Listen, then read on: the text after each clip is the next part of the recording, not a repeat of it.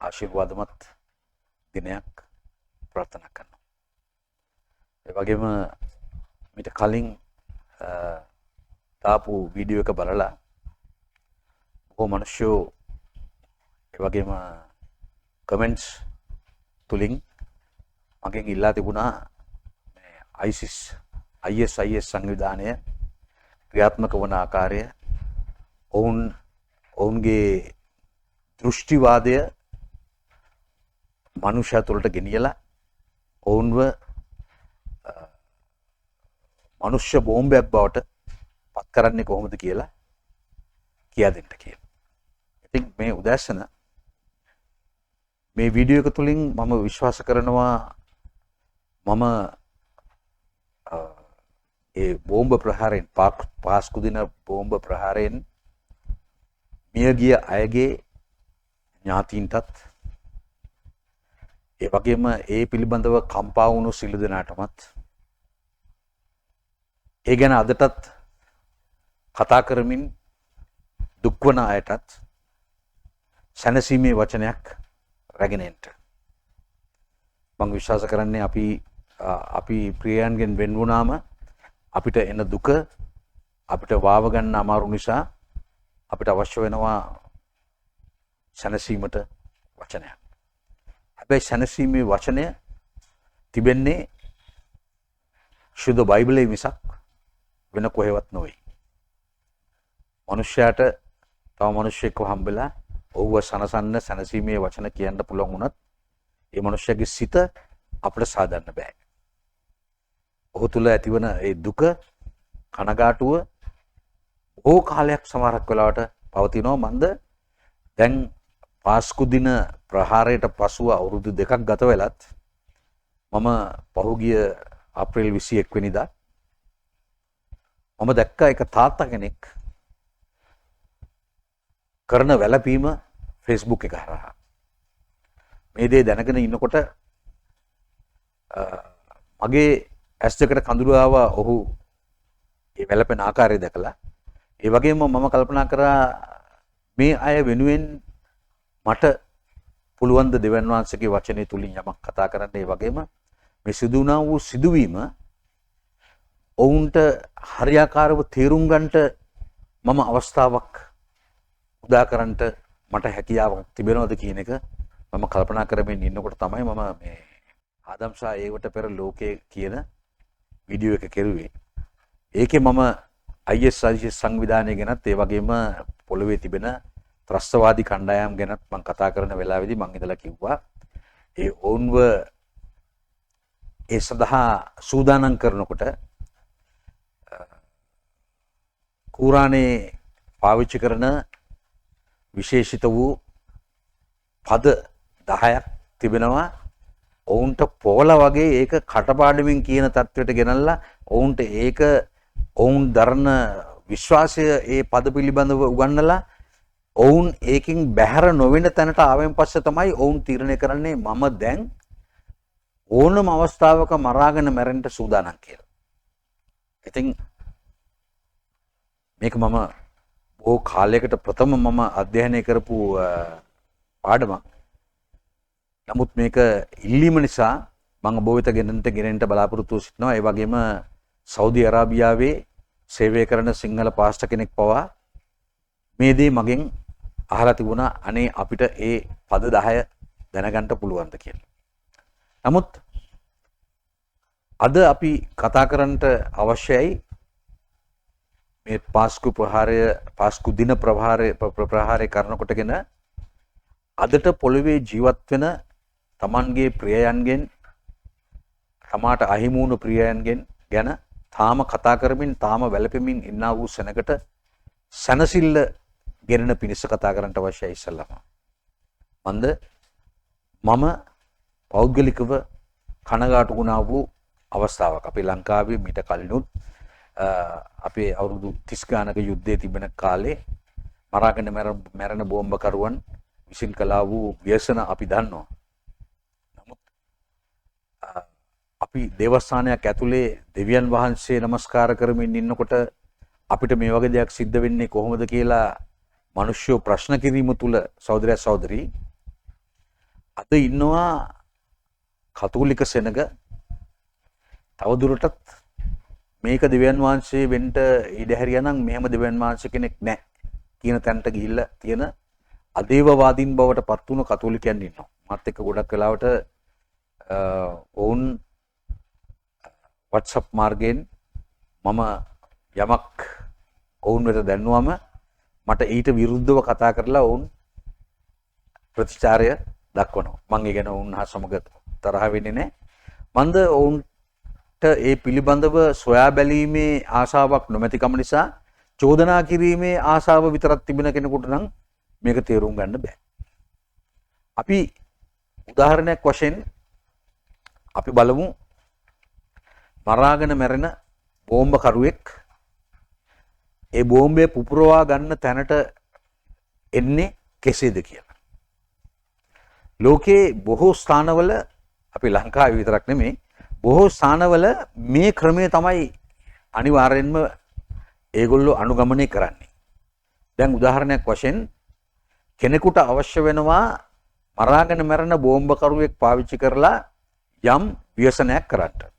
අපි එයාට කිව්වොත් එහෙම A කියලා. A කියන පුද්ගලයාට අවශ්‍යයි මරාගෙන මැරෙන බෝම්බකරුවෙක්ව අරගෙන යම් ව්‍යසනයක් කරන්න.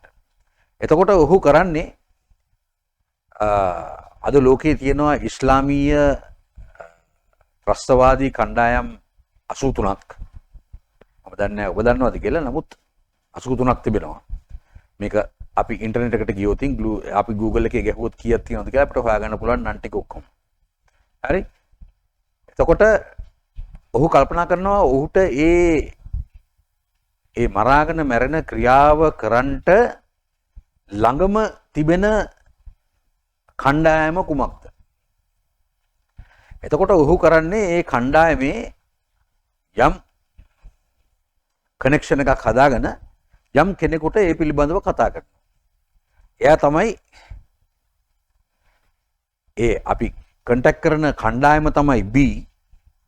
දැන් මම A කන්ටැක්ට් කරන කණ්ඩායම B. ඒ B කණ්ඩායමේ C කියන පුද්ගලයාට තමයි මම කතා කරන්නේ. මම කතා කරුවම C කියන පුද්ගලයා කියනවා ඔව් මට මගේ ප්‍රධානියා හා සමග ඒ පිළිබඳව කතා කරන්න අවශ්‍යයි. ඒ කියන්නේ එයා තමයි D. D කියන පුද්ගලයාත් එක්ක මම කතා කරලා මම ඔබට ඒ පිළිබඳව දැනුම් දීමක් ඒ වගේම කොපමණ මුදලක් ඒකට වැය වෙනවද කියන එක මම ඔබට දන්වන්නම්. දැන් D කියන පුද්ගලයා හා සමග කතා කරලා දැන් D කියන පුද්ගලයාට කිසිම අවශ්‍යතාවයක් නැහැ තමා දරන දෘෂ්ටිවාදයක් හෝ තමාගේ ආගම හෝ ඒ කිසිම දෙයක් වැඩක් නැහැ. ඔහුට අවශ්‍ය වෙලා තියෙන්නේ තමාගේ බලය තහවුරු කරගන්න තමාගේ කණ්ඩායම තුල. ඒ නිසා ඔහු එවැනි දෙයකට පෙළඹෙනවා මුදල් වලට. දැන් මේකට මම පොඩි උදාහරණයක් දෙන්න අවශ්‍ය නැත්නම් ඔබ හිතයි මම මේ කියන කතාව මම සිතින්ම වවාගත්ත කතාවක් තමයි මේ කියන්නේ කියලා. අපි දන්නවා මේ ඇරබ් ස්ප්‍රින්ග් කියන ක්‍රියාවලිය ආරම්භ වුණායින් පස්සේ රටවල් බොහෝ ගණනක මේක තිබිලා මේක එනවා සිරියාවට. සිරියාවට එන්නේ සිරියාවේම සිටියා වූ අල්-අසඩ් ජනාධිපතිතුමාට විරුද්ධව කතා කළා වූ මිනිස්යන්ගේ කණ්ඩායමක් තමයි රෙසිස්ටන්ස් ආමි එකක් හැටියට අල්-අසඩ් රෙජිමේ හිටියා වූ රාජ්‍ය හමුදාවන් හා සමග ගැටෙන්නේ. දැන් මේ අයට අනිවාර්යෙන්ම කවුරු හරි මුදල් අවියාවුද ලොජිස්ටික්ස් උදාහරණයක් වශයෙන් මේ සියලු දේවල් සපයන්න අවශ්‍යයි. නමුත් අද විවෘත රහසක් තමයි මේ දේ කළේ ඇමරිකාව කියලා මිනිස්සු ඇඟිල්ල දික් කරනවා.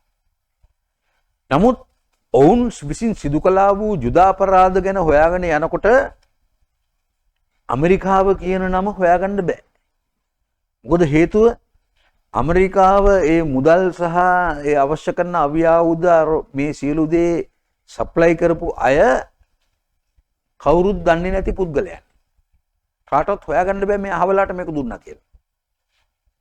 එම නිසා ටෙරරිස්ට් ඇටැක් එකක් අදටත් ත්‍රස්තවාදී බෝම්බ ප්‍රහාරයක් එල්ල වෙනවා නම් යම් ස්ථානයක මරාගෙන මැරෙන බොහෝ දුරට ආපස්සට අඩිපාර හොයාගෙන යෑමේ හැකියාවක් නැහැ.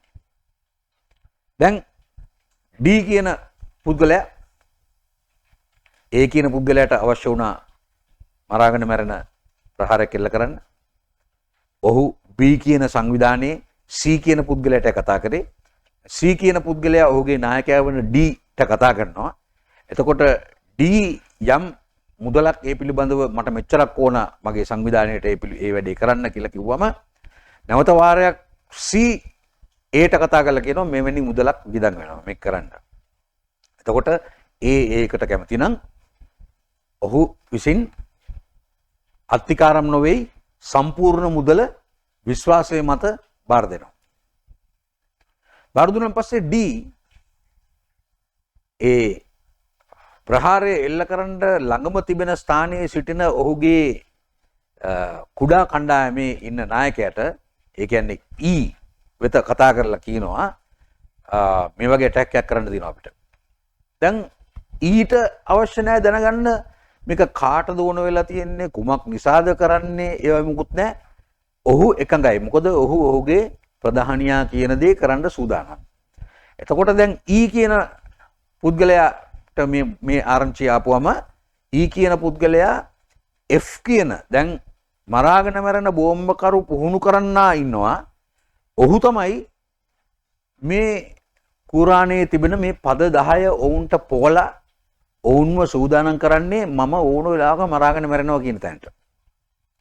දැන් ට්‍රේනර්ට F කියන පුද්ගලයාට කියනවා මට මෙහෙම කෙනෙක් ඕන අහවල තැන අහවල දෙය කරන්න තියෙනවා. එතකොට ඒ F කියන පුද්ගලයා තමයි තෝරගන්නේ කාවද මේකට සුදුසුම පුද්ගලයා කවුද මේ සූදානමින් ඉන්නේ තමාගේ ජීවිතේ පූජා කරන්න. මන්ද අපි කටකතාවට අහලා තියෙනවා තමාගේ ජීවිතය නොහැදිලිවන්තයාට විරුද්ධව පූජා කරන ඕන කෙනෙකුගේ සියලුම පවුලේ පව් ඒ දෙවියන් විසින් කමා කරනවා කියලා. එකක්. දෙවෙනි කාරණාව තමයි ඔහු මරාගෙන මැරෙන ක්‍රියාව කෙරුවම ඔහු ස්වර්ගයට ගියාම ඔහුට කන්‍යාවියන් 72ක් හම්බ වෙනවා කියන. දැන් මේක අපි එකිනෙකා මේක ඉගෙන ගන්නා වූ අය හැටියට අපි මේක ඇත්තද නැත්තද කියලා අපි සොයලා බලන්න අවශ්‍යයි. මොකද මම ඇඟිල්ල දික් කළා කාටවත් ඒ පිළිබඳව කියන්න යන්නේ නැහැ. මම එහෙම කියන එක වැරදි. මොකද ලංකාවේ සහෝදරී මම හොඳට අඳුරන මගේ මුස්ලිම් යාළුවෝ ඉන්නවා. ඔවුන් බටහිර රටවල් වල ඔවුන්ගේ අධ්‍යාපනය කරලා ඔවුන් ඒවයින් අවශ්‍ය කරන උපාධි ලබාගෙන ඔවුන් ඊ타මත්ම සාමකාමී ඊ타මත්ම හදවතේ ආදරය ඇති මිනිස්සු විදියට ජීවත් වෙන අය. ඒක නිසා මම ඒ පිළිබඳව ඇඟිල්ල දික් කරුවොත් ඒ යමෙක් මම මේ කරන වීඩියෝ එක දැක්කොත් සමහරක් වෙලාවට ඔහු කල්පනා කරයි මෙයා කොහොමද අපි ඔක්කොටම ඇඟිල්ල දික් කරන්නේ. ඒකින්ද සෑම මුස්ලිම් මිනිසයාම ත්‍රස්තවාදියෙක් නොවන බව මම ප්‍රථමයෙන් කියා සිටිනවා. ඒ වගේම ත්‍රස්තවාදී ක්‍රියාවලට සෑම මුස්ලිම් මිනිසෙක්ම කැමති නැතිවන බවත් මම දන්නවා. දැන් තමාගේ ජීවිතයේ මේ බෝම්බයක් බැඳගෙන පූජා කරන එක්කෙනාට කිසිම වැඩක් නැහැ. මේක මේ කවුරු හරි දුන්න කොන්ත්‍රාත්තුවක්ද එහෙම නැත්නම් මොකද්ද මේ වෙන්න තියෙන්නේ? ඔහු සූදානම් නොහැදිලිවන්තයෝ සිටින ඕනම තැනක. එහෙම නැත්නම් කුහකයෝ හිපොක්‍රිට්ස්.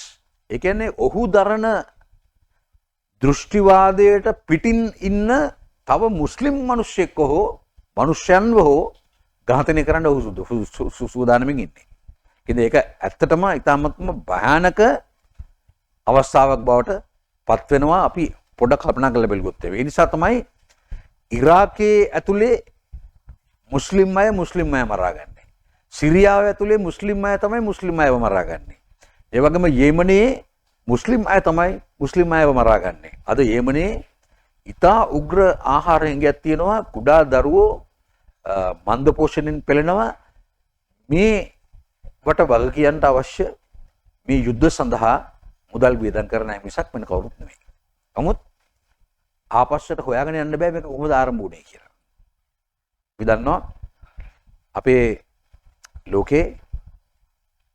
ලෝක මහා යුද්ධ දෙකක් තිබුණා.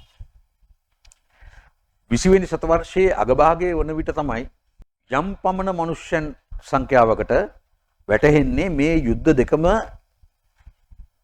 මුලින් සැලසුම් කළා වූ යුද්ධ කියලා.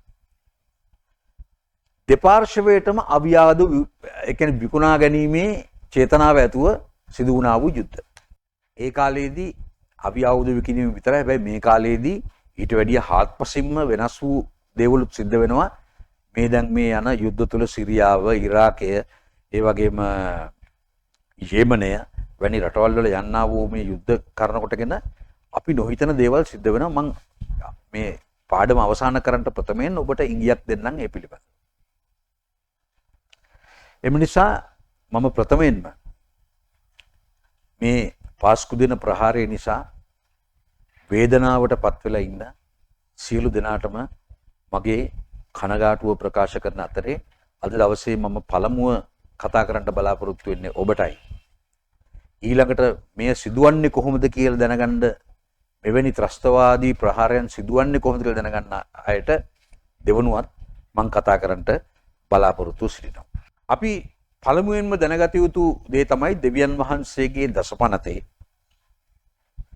දසපනත සඳහන් වෙන්නේ නික්මයාම පොතේ 20 වෙනි පරිච්ඡේදයේ 13 වෙනි පදයේ කියනවා මිනි නොමරව. මිනි මරන්න පුළුවන් විදි තියෙනවා කීපයක්. අපිට පුළුවන් ශාරීරිකව කෙනෙක්ව ඝාතනය කරන්න. ඒ වගේම අපිට පුළුවන් අපගේ මුඛයෙන් පිට කරන වචන කරන කොටගෙන කෙනෙක්ව ඝාතනය කරන්න. ඒ වගේම අපිට පුළුවන් අපි අකමැති කෙනෙක්ව අපි දකිනකොට අපේ සිතින් සිතනවා ආගන මැරෙන්න ඕන. සිතුවිලි තුලින් අපිට පුළුවන් කෙනෙක්ව ඝාතනය කරන්න. හැබැයි දේව වචනය අනුව මේ කාරණාවල් තුනම තහනම්. දෙවනාසගේ නීතියට පටහැනි. දෙවනාසගේ ව්‍යවස්ථාවට පටහැනි. තටමින් තගේ අසල්වැසියාට ප්‍රේම කරව කියලා තමයි නවගුසුමේ එන පනත එන්නේ. ඒ නිසා අපිට අපේ සිතුවිල්ලකින්වත් අපිට කෙනෙක්ව මරන්න කල්පනා කරන්න බෑ. දෙවියන් වහන්සේ අපි සිත් කිරා බලන තෙරණ වහන්සේ කියලා දේව වචන ලියා තිබෙනවා. අපේ සිතුවිලි පවා දෙවියන් වහන්සේ දන්නවා. ඒ වගේම තව බයිබල් පදයක් මම ඔබට කියවන්න අවශ්‍යයි. ඒක තමයි යාකෝබ් පොතේ 3 වෙනි පරිච්ඡේදයේ 8 වෙනි පදයේ ඉඳලා නමුත් දිව দমনය කරන්නට කිසි මිනිසියෙකුට නුපුළුවන. ඒක කැරලිකාර වූ මරණීය විෂයෙන් පූර්ණ වූ නපුරු දෙයක්ය. එයින් ස්වාමී වූ පියාණන් වහන්සේට අපි ප්‍රශංසා කරමු. එයින්ම දෙවියන් වහන්සේගේ සමානත්වයේ ලෙස මවන ලද මිනිසයන්ට අපි ශාප කරමු. ප්‍රශංසාවත් ශාපයත් එක මුඛයෙන් නික්මෙන්නේය. මාගේ සහෝදරිනි මේ කාරණා මෙසේ වීම යුතු නැත. උල්පත එක සිදුරෙන් මිහිරිදියත් තික්තදියත් නිකුත් කරයිද. මාගේ සහෝදරිනි අත්තික්කා ගහේ ඔලීව පළවත් මුද්‍රික වැලේ අත්තික්කා පළවත් හටගන්නට පුළුවන්ද? කරදියෙන් මිරිදිය නික්මෙන්ට නුපුළුවන. ස්වාමීන් වහන්සේගේ වචනේ ඉතා පැහැදිලි. උන්වහන්සේ කතා කරනවා දෙවියන් වහන්සේට මම මේ මුඛයෙන් ප්‍රශංසා කරනවා නම් මේ මුඛයෙන්ම මට කෙනෙකුට ශාප කරන්න බැරිය කියලා. මීග කියන්න බෑ. එතකොට හැබැයි එහෙම කරනවා නම් උන්වහන්සේ කියනවා උල්පත එක සිදුරෙන් මිහිරිදියත් තික්තදියත් නිකුත් කරයිද. එතකොට මෙයා සත්‍ය වූ ජෙනුවින් කෙනෙක්ද මෙහෙම කරන කෙනා නැත කියන එකයි කියන්නේ. එතකොට මම ජෙනුවින් මිනිසෙක් වෙන්න ඕන නම් මේ කාරණාවල් දෙකම මගේ මුඛයෙන් වෙන්න බෑ. ඒ වගේම බයිබලයේ මේ බීජය කියන වචනේ කිං ජේම්ස් බයිබල් එකේ 1611 කිං ජේම්ස් විසින් පරිවර්තනයකට ලක් කරලා අප වෙත ලබා දී තිබෙන මේ බයිබල් අනුවාදය ඒක තමයි ඔතොරයිස්ඩ් වර්ෂන් එක කියලා කියන්නේ. ඒකේ බීජය කියන වචනේ සඳහන් වෙනවා 279 වතාවක්. දැන් අපි දන්නවා බයිබල් එකේ තියෙනවා ප්‍රධාන මාතෘකා පහක්. මේ ප්‍රධාන මාතෘකා පහ නම් දෙවියන් වහන්සේ, පුත්‍රයන්න් වහන්සේ, ශුද්ධාත්මයන්න් වහන්සේ, සාතන්, මනුෂ්‍යයා. මේ මාතෘකා පහ යටතේ තමයි ඕනෑම විෂයක් රඳා පවතිලා තියෙන බයිබල් එකේ. ඒ වගේම යම් වචනයක් 50 සැරයකට වැඩිය බයිබල් එකේ සඳහන් වෙනවා නම් ඒක අධ්‍යයනය කළ යුතු විෂයක් බවට පත් වෙනවා. එම නිසා බයිබල් එකේ විෂයන් තිබෙනවා අර මාතෘකාවල් පහ යටතේ 764ක්. ඒ 764න් එක මාතෘකාවක් වෙනවා BJ කියන මාතෘකාව. මන්ද එය 279 වතාවක් බයිබල් එකේ සඳහන් වෙනවා. දැන් අපි යේසුස් කියන වචනේ ගත්තොත් එහෙම 973 පාරක් සඳහන් වෙනවා. මේ විෂය අපි අධ්‍යයනය කරන්න යනවා නම් ඊට අදාළ සියලුම බයිබල් පද අපිට කියවලා ඒකේ සාරාංශය අරගෙන මේ දෙවියන් වහන්සේ අපිට කුමක්ද උගන්වන්නේ කියන එක අපි වටහා ගන්නට අවශ්‍යව තිබෙනවා. හොඳ විමර්ශනයක් කරලා අපිට තිබෙන සාක්ෂි දෙස අපේ දෙනෙත් යොමු කළා අපිට සිද්ධ වෙනවා මේ දේ කරන්න. එහෙම කරගෙන යනකොට මේ විෂයන් 764ම අවසාන වෙන්නේ යේසුස් වහන්සේගෙන්. අපිට සනාත වෙන්නේ යේසු ක්‍රිස්තුස් වහන්සේ දෙවියන් වහන්සේගේ පුත්‍රයා සහ අපගේ ගැලවුම් කාර්යයන්න් බවයි. තමත් පුදුමයි ආශ්චර්යමත් හැබැයි ඒකලස තමයි වෙන්නේ. අපි උදාහරණයක් වශයෙන් සාතන් ගැන ඉගෙන ගත්තොත් සාතන් කියන වචනේ 55 පාරක් තියෙනවා බයිබල් එකේ. මම කියන්නේ කිං ජේම්ස් වර්ෂන් එකේ. සාතන් ගැන අපි ඉගෙනගෙන යනවා. සාතන් ගැන අපි ඉගෙනගෙන යනකොට අපිට අවසානයේ වැටෙන්නේ අනේ යේසුස් වහන්සේ තමයි අපේ ගැලුම්කාරයා කියලා. දෙවියන් වහන්සේගේ පුත්‍රයා යේසුස් වහන්සේනි කියලා කැපට වැටෙන්නේ. තාමත් අනගි. ඉතින් ඒ විෂයන් 764න් මාවැනි මෝඩ මිනිස්සෙකුට දෙවියන් වහන්සේ අවස්ථාව දීලා තියෙනවා විෂයන් 3-4ක් මාස්ටර් කරගන්න. මොකද මගේ ජීවිත කාලය තුල මට 764ක් ඉගෙන ගන්න බෑ. මොකද අපි ඉස්කෝලේ ගියන් පස්සේ අපි වැඩ 8ක් ඉගෙන ගන්නවා. A levels වලට ගියාම තව වැඩ 4ක් එකතු වෙනවා. ආපහු අපි යුනිවර්සිටි එකට ගියොත් තව වැඩ 4ක් හරි 5ක් හරි අපිට එකතු වෙනවා. ඒ කියන්නේ මුළු විෂයන් ප්‍රමාණය අපි සම්පූර්ණ කරන අවුරුදු 20ක් වැනි ප්‍රමාණයක් තුලදී බොහෝ විට විෂයන් 20යි. ඉතින් මට දෙවියන් වහන්සේගේ කරුණාව දීලා තියෙනවා මම කැමති විෂයන් තෝරගෙන ඒවා හොඳට අධ්‍යයනය කරලා මට ඒ පිළිබඳව නිසකකමක් ඇතිකොට ඒක ඔබ හා සමග බෙදා ගන්න. මොකද දැන් නව තාක්ෂණයේ තිබෙනවා. හරි? අපි ඒක පාවිච්චි කරනවා බොහෝ මිනිසයන්ට මේ පණිවිඩය රැගෙන යන්න. ඒ නිසා ඔබ යම් කෙනෙක් මේ වීඩියෝ නරඹන කෙනෙක් ඉන්නවා නම් ඔබ විශ්වාස කරනවා නම් දෙවියන් වහන්සේ මේ පණිවිඩ තුලින් ඔබට කතා කරනවා කියලා ඔබගේ පවුලේ අයට මේ වීඩියෝස් බලන්න අවස්ථාවක් උදා කරන්න. ඔබගේ මිත්‍රයන්ට මේ වීඩියෝස් බලන්න අවස්ථාවක් උදා කරන්න. ඒ වගේම ඒ තුලින් මම බලාපොරොත්තු වෙන්නේ මාවටා සෙනගක් ගොඩනගා ගන්න නෙවෙයි. මම ඉස්සල වීඩියෝ එකේ එක කිව්වා මට අවශ්‍ය යේසුස් වහන්සේ වටා විශාල සෙනගක් එකතු වෙනවා දකින්නයි. ඒ නිසා මම කැමති මීට වැඩි සෙනගක් මේ දේව වචනේ ඉගෙනගෙන මේ දේව වචනේ ඇත්ත බව සනාත කරගෙන වුණුත් මේ ගමන යේසුස් වහන්සේ තුල යනවට. ඒ වගේම තමයි දෙවියන් වහන්සේගේ වචනේ මේ BJ කියන වචනේ තිබෙන අතරම දැන් යක්ෂ ආත්මත් මිනිස්යාගේ සිතේ බීජ වපුරනවා. මේක තමයි මතක තියාගන්න ඕන. දැන් අපි සමහරක් වෙලාවට කියනවා මේ මට හරි පරීක්ෂාවක් ආවනි. බීජයක්. දැන් එහෙමම මට ඒ පාපය තුල මම යෙදෙනවද නැද්ද කියලා තීරණය කරන්නේ මමනේ. එතකොට නමුත් පරීක්ෂාව වෙනවා. ඒ බීජය දැම්මම ඒකට මං වතුර දාලා ඒක පැලවෙන්න ඉඩ හරින්නේ නැහැ. මේක අපි හැම කෙනෙක්ම කළ යුතු දෙයක්. පරීක්ෂාව හැමෝටම එනවා. නමුත් පරීක්ෂාවට වැටෙන එක මමයි ඔබයි තීරණය කරන්න ඕන දෙයක්. මමයි ඔබයි ඒක තීරණය කරනවා නම් අපි තමයි තීරණය කරන්නේ මම මේ පාපය කරනවද නැද්ද කියන එක. එතකොට ඒ නිසා තමයි ස්වාමීන් වහන්සේගේ වචනේ අපි දකිනවා එපිස පොතේ 6 වෙනි පරිච්ඡේදයේ මෙන්න මෙහෙම කියනවා. මේකත් මම ඔබට කෙටි හැඳින්වීමක් මේ පිළිබඳව මම දෙන්න බලාපොරොත්තු වෙනවා අද දවසේ. එපිස පොතේ 6 වෙනි පරිච්ඡේදයේ 12 වෙනි පදයේ කියනවා මක්නිසාද අපේ පොරබැදීම වනාහි මාංශයට සහ රුධිරයට විරුද්ධව නොව. මේ කියන්නේ අපිට යම් සටනක් තිබෙනවා නම් ඒ සටන මිනිස්සුයකට විරුද්ධව නෙමෙයි කියලායි බයිබලයේ අපිට කියන්නේ. අධිපතිකම් වලටත් පරාක්‍රමධාරීන්ටත් මේ අන්ධකාරයේ ලෝක මුලාදෑනීන්ටත් ස්වර්ගීය ස්ථානවල සිට දුෂ්ටකමේ ආත්ම සේනාවන්ටත් විරුද්ධය. මේ ස්ථානයේ සඳහන් වෙනවා යක්ෂ ආත්ම ಜಾති 4ක්. අධිපතීන්, පරාක්‍රමධාරීන්, අන්ධකාරයේ ලෝක මුලාදෑනීන්, ස්වර්ගීය ස්ථානවල සිටින දුෂ්ටකමේ ආත්ම. කැටගරිස් 4යි. මේ කැටගරිස් 4 ක්‍රියාත්මක වන විදියත් වෙනස්. කෙටි සඳහනක් ඔබට කියන්නම්. අපි අධිපතියෙක් ගත්තොත්.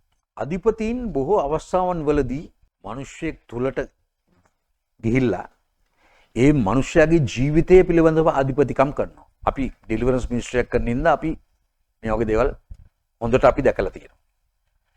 ඔහුට තනියම මේ මිනිස්යාව පාලනය කරගන්න බැරි නම් ඔහුගේ අධිපතිකමට යටත් කරගන්න බැරි නම් ඔහු තවත් යක්ෂාත්මාට ගහගෙනත් එනවා. ඒකත් දේව වචනට එකගයි. මොකද යේසුස් වහන්සේ වැඩි කරනකොට ගෙනසරෙත්හි හිටපු යක්ෂාවේසු මිනිස්යාගෙන් අහනවා ඔයා කවුද? ඔහු උත්තර දෙනවා මම ලෙගියෝන් කියලා. ලෙගියෝන් කියන වචනේ තේරුම මොකද? 3000යි. යක්ෂාත්ම 3000යි. එම නිසා මේක අපි තේරුම් ගන්න ඕන අධිපතීන් කරන ක්‍රියාව ඒකයි. ඒ වගේම අධිපතීන් අපේ නිවසට ඇවිල්ලා අපේ නිවස පිළිබඳව අධිපතිකම් කරන්න පටන් ගන්නවා. ඒ අධිපතිකම් බොහෝ අවසාන වලදී ගෙවල් වල තිබෙන අසමගිය, ගෙවල් වල තිබෙන රෝග, ගෙවල් වල තිබෙන ආර්ථික පරිහානිය මේ සියලු දේටම බලපාන අධිපතිකම්. දැන් අපි දන්නවා මිනිස්සෙක් අලුතෙන් ගෙයක් හදනකොට අපේ ලංකාවේ ගේ හදන්න ඉස්සෙල්ලා ගෙපල කපන්න ඉස්සෙල්ලා දෙනවා බහිරව පූජාවක්. බහිරවය කියන්නේ කවුද? දෙවි කෙනෙක්ද යකෙක්ද? ඔබ තමයි උත්තර දෙන්න ඕනේ. පොළවට අධිපති යකා. එයාට දෙනවා පූජාව. දුන්නම අනේ කිසි කරදරයක් නැතුව ගේ අපි සාදානිම කරගන්නවා. ඉන් අනතුරුව අපි කාවහරි ගෙන්නලා ආරක්ෂා මුට්ටි, ආරක්ෂා කුප්පි ගෙයි 4 වටේ එල්ල ගන්නවා. අනේ ඊටමත් සන්තෝෂයි අපි අලුතෙන් හදපු ගෙදර ඊටමත් සන්තෝෂෙන් අපි ඉන්නවා. අවුරුද්දක් දෙකක් ගියාම මේ ආත්ම කන පිට පෙරලෙනවා.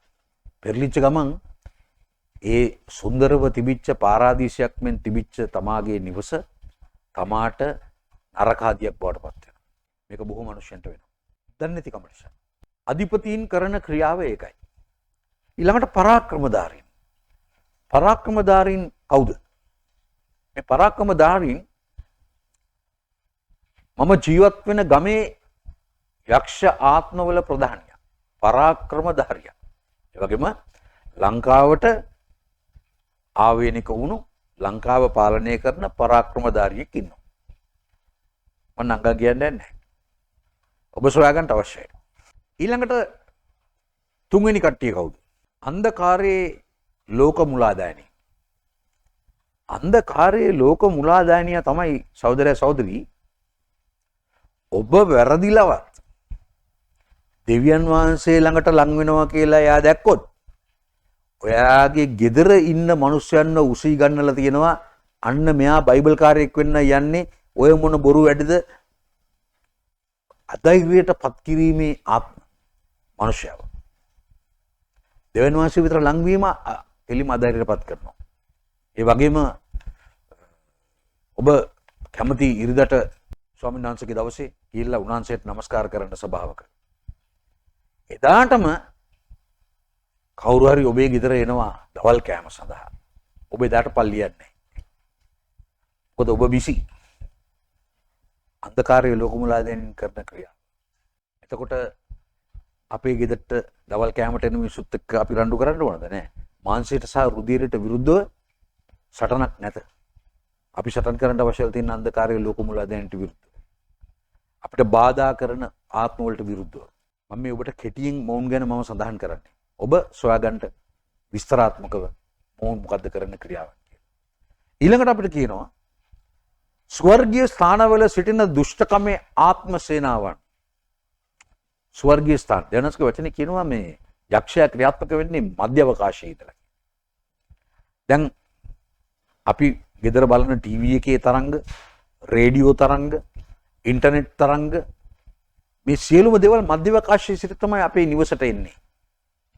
එතකොට මේ දුෂ්ටකමේ ආත්ම ක්‍රියාත්මක වෙනවා මධ්‍ය අවකාශයේ. ක්‍රියාත්මක වෙනකොට මිනිස්සෙකුට තව කෙනෙක්ව මරන්නත් තමාගේ ජීවිතේ නැති කරගන්නටත් බීජය ඇවිල්ලා දාන්නේ ස්වර්ගීය ස්ථානවල සිට පැමිණෙන දුෂ්ටකමේ ආත්මයන්. දැන් බීජේ පැල කරා. තාම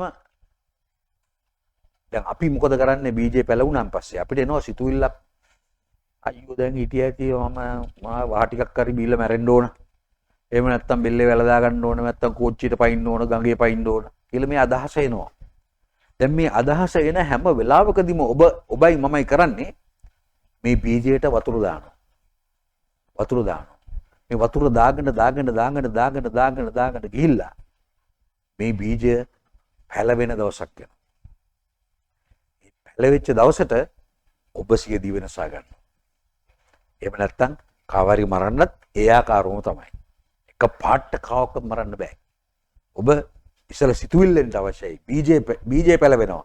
බීජයට වතුර දානවා. කෙනෙක්ව දකින්නකොට මරන්න බෑ හිත මට මාරි මරන්න ඕන කියන අදහස ඉඳලා බීජේ පැලවෙනවා. පැලවෙච්ච ගමන් ඔබ අනිවාර්යයෙන්ම ඒ මිනිස්සයා මරනවා. ඒක අපි ඉගෙන ගන්න අවශ්‍යයි. ඇයි මිනිස්සයා තව මිනිස්සෙක්ව මරන්නේ ඇයි? ජීවිතේ විනාශ නොකරව කියලා කියද්දි. ඒ වගේම සෑම මිනිස්සෙකුගේම කොන්ෂස් එක අපේ දැනීම අනුව කෙනෙක්ව තව කෙනෙක්ව පීඩාවට පත් කරන එක මරණ කෙනෙක් හරි කියලා අපේ හදවත අපිට කියනවද? කවදාවත් නැහැ. මන්ද දෙවියන් වහන්සේ අපව මවලා තියෙන උන්වහන්සේගේ ස්වරූපයෙන් මේ ස්වරූපය කරනකොටගෙන අපි එවැනි දෙයක් කරන්නට යනකොට ඒ ස්වරූපය අපිට දැනුම් දෙනවා පුතා මේක කරන්න එපා මේ වැරදි වැඩක් ඔයා කරන්නේ කියලා. හැබැයි අකමැත්තෙන් වුණත් කරන්නේ ඇයි? බීජේ පැලවෙනවා. ඒ බීජේ පැල කරන්න තමයි ඔය ඉස්ලාමීය රස්වාදී කණ්ඩායම් විශේෂිත වූ කුරාණයෙන් අරගෙන උගන්වන පද 10ක් තිබෙන්නේ. මම ඒක ඔබට අද කියලා දෙන්න යනවා. එම නිසා සහෝදර සහෝදරි පාස්කු දින ප්‍රහාරය බීජයක්. බීජයට වතුර දාලා පළවෙනි දැල්ල දැම්ම ගමන් ඒ සිදුවීම සිදු වුණා. අපි දැන් අදටත් මම විශ්වාස කරනවා දැන් අවුරුදු 2කට පස්සෙත් මම දැක්ක තාත්තා කෙනෙක් අඬනවා. මගේ ඇස් දෙකට කඳුළු ආව මම ඒක දැකලා. මම විශ්වාස කරනවා අද සැනසෙන්න වචනයක් අවශ්‍යයි අපිට. දෙවෙනි සාමුවෙල් පොතේ ඔබලක බයිබල් තියෙනවා නම් ඔබ මේ පරිච්ඡේද දෙකම කියවන්න. දෙවෙනි සාමුවෙල් පොතේ 11 වෙනි පරිච්ඡේදය සහ 12 වෙනි පරිච්ඡේදයේ සඳහන් වෙනවා ලස්සන කතන්දරයක්. දාවිත් රජුරුවන් ගැන. දාවිත් රජුරුවෝ තමාගේ මාලිගාවේ උඩුමහලේ ඉඳලා එළිය බලනකොට ඔහු දකිනවා ලස්සන ස්ත්‍රියක් ස්නානය කරනවා. මේ ස්නානය කරනවා දැකලා ඔහුට ඇය ගැන ආශාවක් ඇති වෙලා ඇයව ඔහුගේ මාලිගාවට කැඳවලා ඇය හා සමග ඔහු සයනය කරනවා.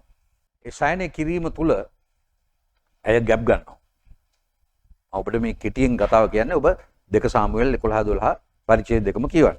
එවිට ඔහු නිසා ගැබ් අරගෙන සිටින නිසා ඇයගේ ස්වාමි පුරුෂයා ඌරියා කියන මිනිසයා යුද්ධයට ගිහිල්ලා හිටි. දාවිද්ගේ හමුදාවේ යුද්ධ කරනවා. දාවිත් වෙනුවෙන් සේවය කරන්නේ. ඔහුව කැඳවනවා අනිවාඩු දීලා. දැන් දාවිත් උත්සාහ කරනවා ඌරියාව ගෙදර යවලා ඌරියා ඔහුගේ බිරිඳ සමග සයනය කරලා මේ ඌරියාගේ දරුවෙක් කියලා ඒ වැඩෙන් තමාගේ අත සෝද ගන්නට උත්සාහ කිරීමක් කරනවා. නමුත් ඒක වෙන්නේ නැහැ. ඌරියා ඒ තරම් දාවිත් ලැබී ගැති ඔහු ගෙදර යන්නේ නැහැ. දාවිත් ඔහුට බොණ්ඩ දීලත් බලනවා ඔහුව ගෙදර යවන්න පුළුවන්ද කියලා. ඔහු යන්නේ නැහැ. ඒ නිසා ඔහු මොකද කරන්නේ? යුද හමුදාවේ ප්‍රධානියාට ලියුමක් දෙනවා. ඌරියව යුද්ධේ මුල් ෆෝවර්ඩ් ඩිෆෙන්ස් ලයින් එකට දාන්න. එතකොට ඔහු මැරෙනවනේ. ඉස්සෙල්ලම යුද්ධ කිරීම සටන් කිරීම තුල මරණු ලබන්නේ මැරෙන අය ඉස්සරහින් ඉන්නේ උළු. ඌරියා මැරෙනවා. දැන් ගැප් ගත්තනේ. බෙත්සබා ගැප් ගත්තා. දිව්‍යන් වහන්සේ මොකද කරන්නේ? නාදන් අනාගත වක්තෘව යවනවා දාවිත් රජතුමා හම්බ වෙන්න. දාවිත් රජතුමා හම්බ වෙලා නාදන් ඔහුට කියා සිටිනවා ඔහු කළා වූ වරද. ඔහු කියා දෙන විදියකුත් තියෙනවා. හරි. වරද කියා දුන්නේ පස්සේ ඒ අතරදී දෙවියන් වහන්සේ පණිවිඩයක් දෙනවා නුඹ කළ මේ මහත් පාපය නිසා නුඹගේ දරුවව මම ගන්නවා මම ජීවත් වෙන්න ඉඩ හරින්නේ නැහැ කියලා. දාවිත් රජුරු දෙවියන් වහන්සේට ආදරේ. මේක දාන්න. මොකද ඔහු ලිංගිකත්වයේ බීජය ඔහුගේ මනසේ පැලවුණා. ඔහු බෙත්ෂබා සමග සයනය කර වෙන මිනිසියෙකුට අහිති භාර්යාවක්. කොට දෙවියන් වහන්සේ දාවිත්ව හදන්න ඕන ආපහු යථා තත්වයට දාවිත් එන්න. මොකද උනේ? දැන් දාවිත් රජු කල්පනා කරා මම භාග්‍ය සම්පන්න ක්‍රියාවක් වෙන්නේ මේ දරුවව මට ඕන. මොකද බෙත්ෂබාට මං ආදරේ. මේ දරුවව මට ඕන. ඒ නිසා මම ගෝණි රෙදි ඇඳගෙන අලු හිසේ පටන් දෙපතුළු දක්වා වක් කරගෙන මම ඇඳේ එක පැත්තකට වෙලා සති දෙකක් මං යාත්‍රා කරන්න යනවා. පසුතැවිලි වෙලා. ස්වාමිනී ඔබ වහන්සේ මට කමා කරන්න. ඔහු එලෙස කරා. එලෙස කරාට දරුවා මියදුණා. දැන් මම ඔබට කියවන්නම් 2 සාමුවෙල් පොතේ 12 වෙනි පරිච්ඡේදයේ 13 වෙනි පදයේ ඉඳලා මොකද වුනේ කියලා අපි බලන්න. එවිට දාවිත් මම ස්වාමීන් වහන්සේට විරුද්ධව පව් කෙලිමි නාතාන්ට කීය. නාතාන්ද ස්වාමීන් වහන්සේ නුඹේ පාපය පහ කළසේක. නුඹ නොනස්නෙහිය. නමුත් නුඹ මේ ක්‍රියාව කරනකොටගෙන අපහාස කරන්නට ස්වාමීන් වහන්සේගේ සතුරන්ට අවකාශ දුන් බැවින්. දැන් ස්වාමීන් වහන්සේගේ සතුරා කවුද? සාතන්. සාතන්ට අවකාශයක් දෙනවා දාවිත් රජුලෝ දෙවියන් වහන්සේට අපහාස කරන. අර ඔයාගේ හොඳ ඔයා තෝරගත්ත සාමුවෙල්ව ගෙදරට යවලා දරුවෝ 7 දෙනාවම කැඳවලා 7 වෙනියම තෝරලා ආලේප කරා වූ රජුරුව නේද ඔයාගේ? බලන්නකෝ එයා කරපු වැඩි. දෙවියන් වහන්සේට අපහාස කරා. අපහාසයක්. සතුරන්ට අවකාශ දුන් බැවින් නුඹ නිසා උපන් ලදරුවා සැබවින්ම මැරෙන්නේ යයි දාවිත් කීවේ. මම ගන්න නාතාන් තමාගේ ගෙදරට ගියේ. නාතාන් පණිවිඩය දුන්නා ගෙදර ගියා. එබැවින් දාවිත් ලදරුවා ගැන දෙවියන් වහන්සේට කන්නලව් කළේය. දාවිත් निराහාරව සිට ගෙට ඇතුල් වී රාත්‍රිය මුළුල්ලේ බිම වැතිරී උන්නේය. ඇඳටවත් ගොඩ උන්නේ. බිම හිටි. ඔහු බිමෙන් නැගිටුවන්ට ඔහුගේ ගෙදර වැඩිමාල්ලෝ නැගිට ඔහු ළඟ සිටියෝය. එහෙත් ඔහු කැමති උනේ නැත. ඔවුන් සමග කෑම කෑවෙත් නැත. දැන් निराහාරව ඉන්නේත්. සත්වෙනිදා ලදරුවා මැරුණේය. දෙවියන් වහන්සේ කිව්වොත් ඒක අනිවාර්යයෙන්ම වෙනවා. දෙවියන් වහන්සේ කාට කොහොම කිව්වත් ඒක 100% ස්ථිරයි. දෙවියන් වහන්සේ ඉදිරියේ. දාවිද්ගේ සේවකයෝ ලදරුවා මැරුණු බව ඔහුට දන්වන්නට බය වූහ. මක්නිසාද ලදරුවා ජීවත්ව සිටියදී අප ඔහුට කතා කළ විට ඔහු අපේ හඬට ඇහුම්කන් දුන්නේ නැත. දැන් මේ දාවිද්ගේ දාසදාසින් තමයි මේ කියන්නේ. ඉදින් දැන් ලදරුවා මැරුණු බව ඔහුට කිව්වොත් තමාටම යම් අනතුරක් කර නොගන්නේදයි ඔහු කිව්වෝය. දැන් අපි මේක දැන් කියන්න ගියොතින් දාවිත් රජුරු සමහරක් වෙලාට එයාටම අනතුරක් කරගන්න පුළුවන් මේ ආරංචි නිසා. ඒකින්ද අපි බයයි කියන්න මේ පණිවිඩය දැන්. නමුත් දාවිත් තමාගේ මෙහෙකරුවන් කොඳුරනවා දැක ලදරුවා මැරුණු බව ඔහුට දැනි. ලදරුවා මැරුණාදැයි මෙහෙකරුවන්ගේ නැසීය. මැරුණායයි ඔහු කිව්වෝය. එවිට දාවිත් බිමින් නැගිට නා තෙල් ගාගෙන තමාගේ වස්ත්‍ර මාරු කර ස්වාමින් වහන්සේගේ ගෘහයට ඇතුල් වී নমස්කාර කොට පසුව තමාගේ ගෙට ආයේය. තවද ඔහු තමා ඉදිරියේ කෑම තබන්ට ගියා ඉල්ලා කෑම අනුභව කළේය. එවිට ඔහුගේ සේවකයෝ ඔහුට කතා කොට ඔබ කළ මේ දේ මොකද? ලදරුවා ජීවත්ව සිටියදී ඔබ ඔහු ගැන निराහාරව හැඬුවේය. නමුත් ලදරුවා මැරුණු විට ඔබ නැගිට කෑම කෑයේදයි කිව්වෝය. ඔහුද ලදරුවා ජීවත්ව සිටියදී මා निराහාරව සිට ඇඬුවෙමි. මක් නිසාද ලදරුවා ජීවත් වන ලෙස ස්වාමින් වහන්සේ මට කරුණා කරන සේක්දයි නැත්දයි දන්නේ කැවුදයි සිතුවෙමි. නමුත් දැන් ඔහු මැරුණායින් පසු කුමට निराहारව සිටින්ද ඔහු නැවත ගෙන්වා ගන්නට මට පුළුවන්ද? මා ඔහු ළඟට යනවා මිස ඔහු මා ළඟට හැරී එන්නේ නැතයි කීය. දැන් දාවිත් රජුරවන්ට මේ කරපු යාඥාවේදී දෙවියන් වහන්සේ ලස්සන එළිදරව්වක් දෙනවා. මේ එළිදරව්ව තමයි දාවිත් දැනගන්නවා දැන් මැරිච්ච දරුවා මං ගාවට එන්නේ නැහැ. හැබැයි මට අවස්ථාවක් තියෙනවා ඌ ගාවට යන්න. දැන් අද මේ පාස්කු දින ප්‍රහාරය කරනකොටගෙන ලත වෙන ඔබ මොහොතක් කල්පනා කරලා බලන්න. මේ දරුවෝ මේ බිරින්දෑවරු මේ නෑදෑ හිතවතුන් දෙවියන් වහන්සේ නමස්කාර කරමින් සිටිද්දී ඔවුන්ගේ ජීවිත ඔවුන්ට අහිමි වුණා නම් ඔවුන් නැවත ඔබ ළඟට එන්නේ නැහැ. නමුත් ඔබට අවස්ථාවක් තිබෙනවා ඔවුන් ළඟට යන්න. ආමෙන්ද? ඔබ ආමෙන් කියන්න. එම නිසා දැන් ඔබගේ ජීවිත ඒ බලාපොරොත්තු ඔබගේ හදවතේ ඇති කරගෙන ඔබ දාවිත් රජුරු කළා වගේම හරි තමාගේ ඇඳුම් මාරු කළා හොඳට නාලා හොඳට කාලා දෙවියන් වහන්සේට ප්‍රශංසා කරමින් ඉන්න ස්වාමිනී ඔබ වහන්සේ අද දවසේ මට කතා කළා ඔවුන් මං ගාවට එන්නේ නැහැ. හැබැයි මට ඔවුන් ගාවට යන්න පුළුවන් කියලා. මම අද ඉඳලා ඔවුන් ගාවට යන මාවත තමයි හදාගන්නේ. දෙවියන් වහන්සේට ප්‍රශංසා වේවා.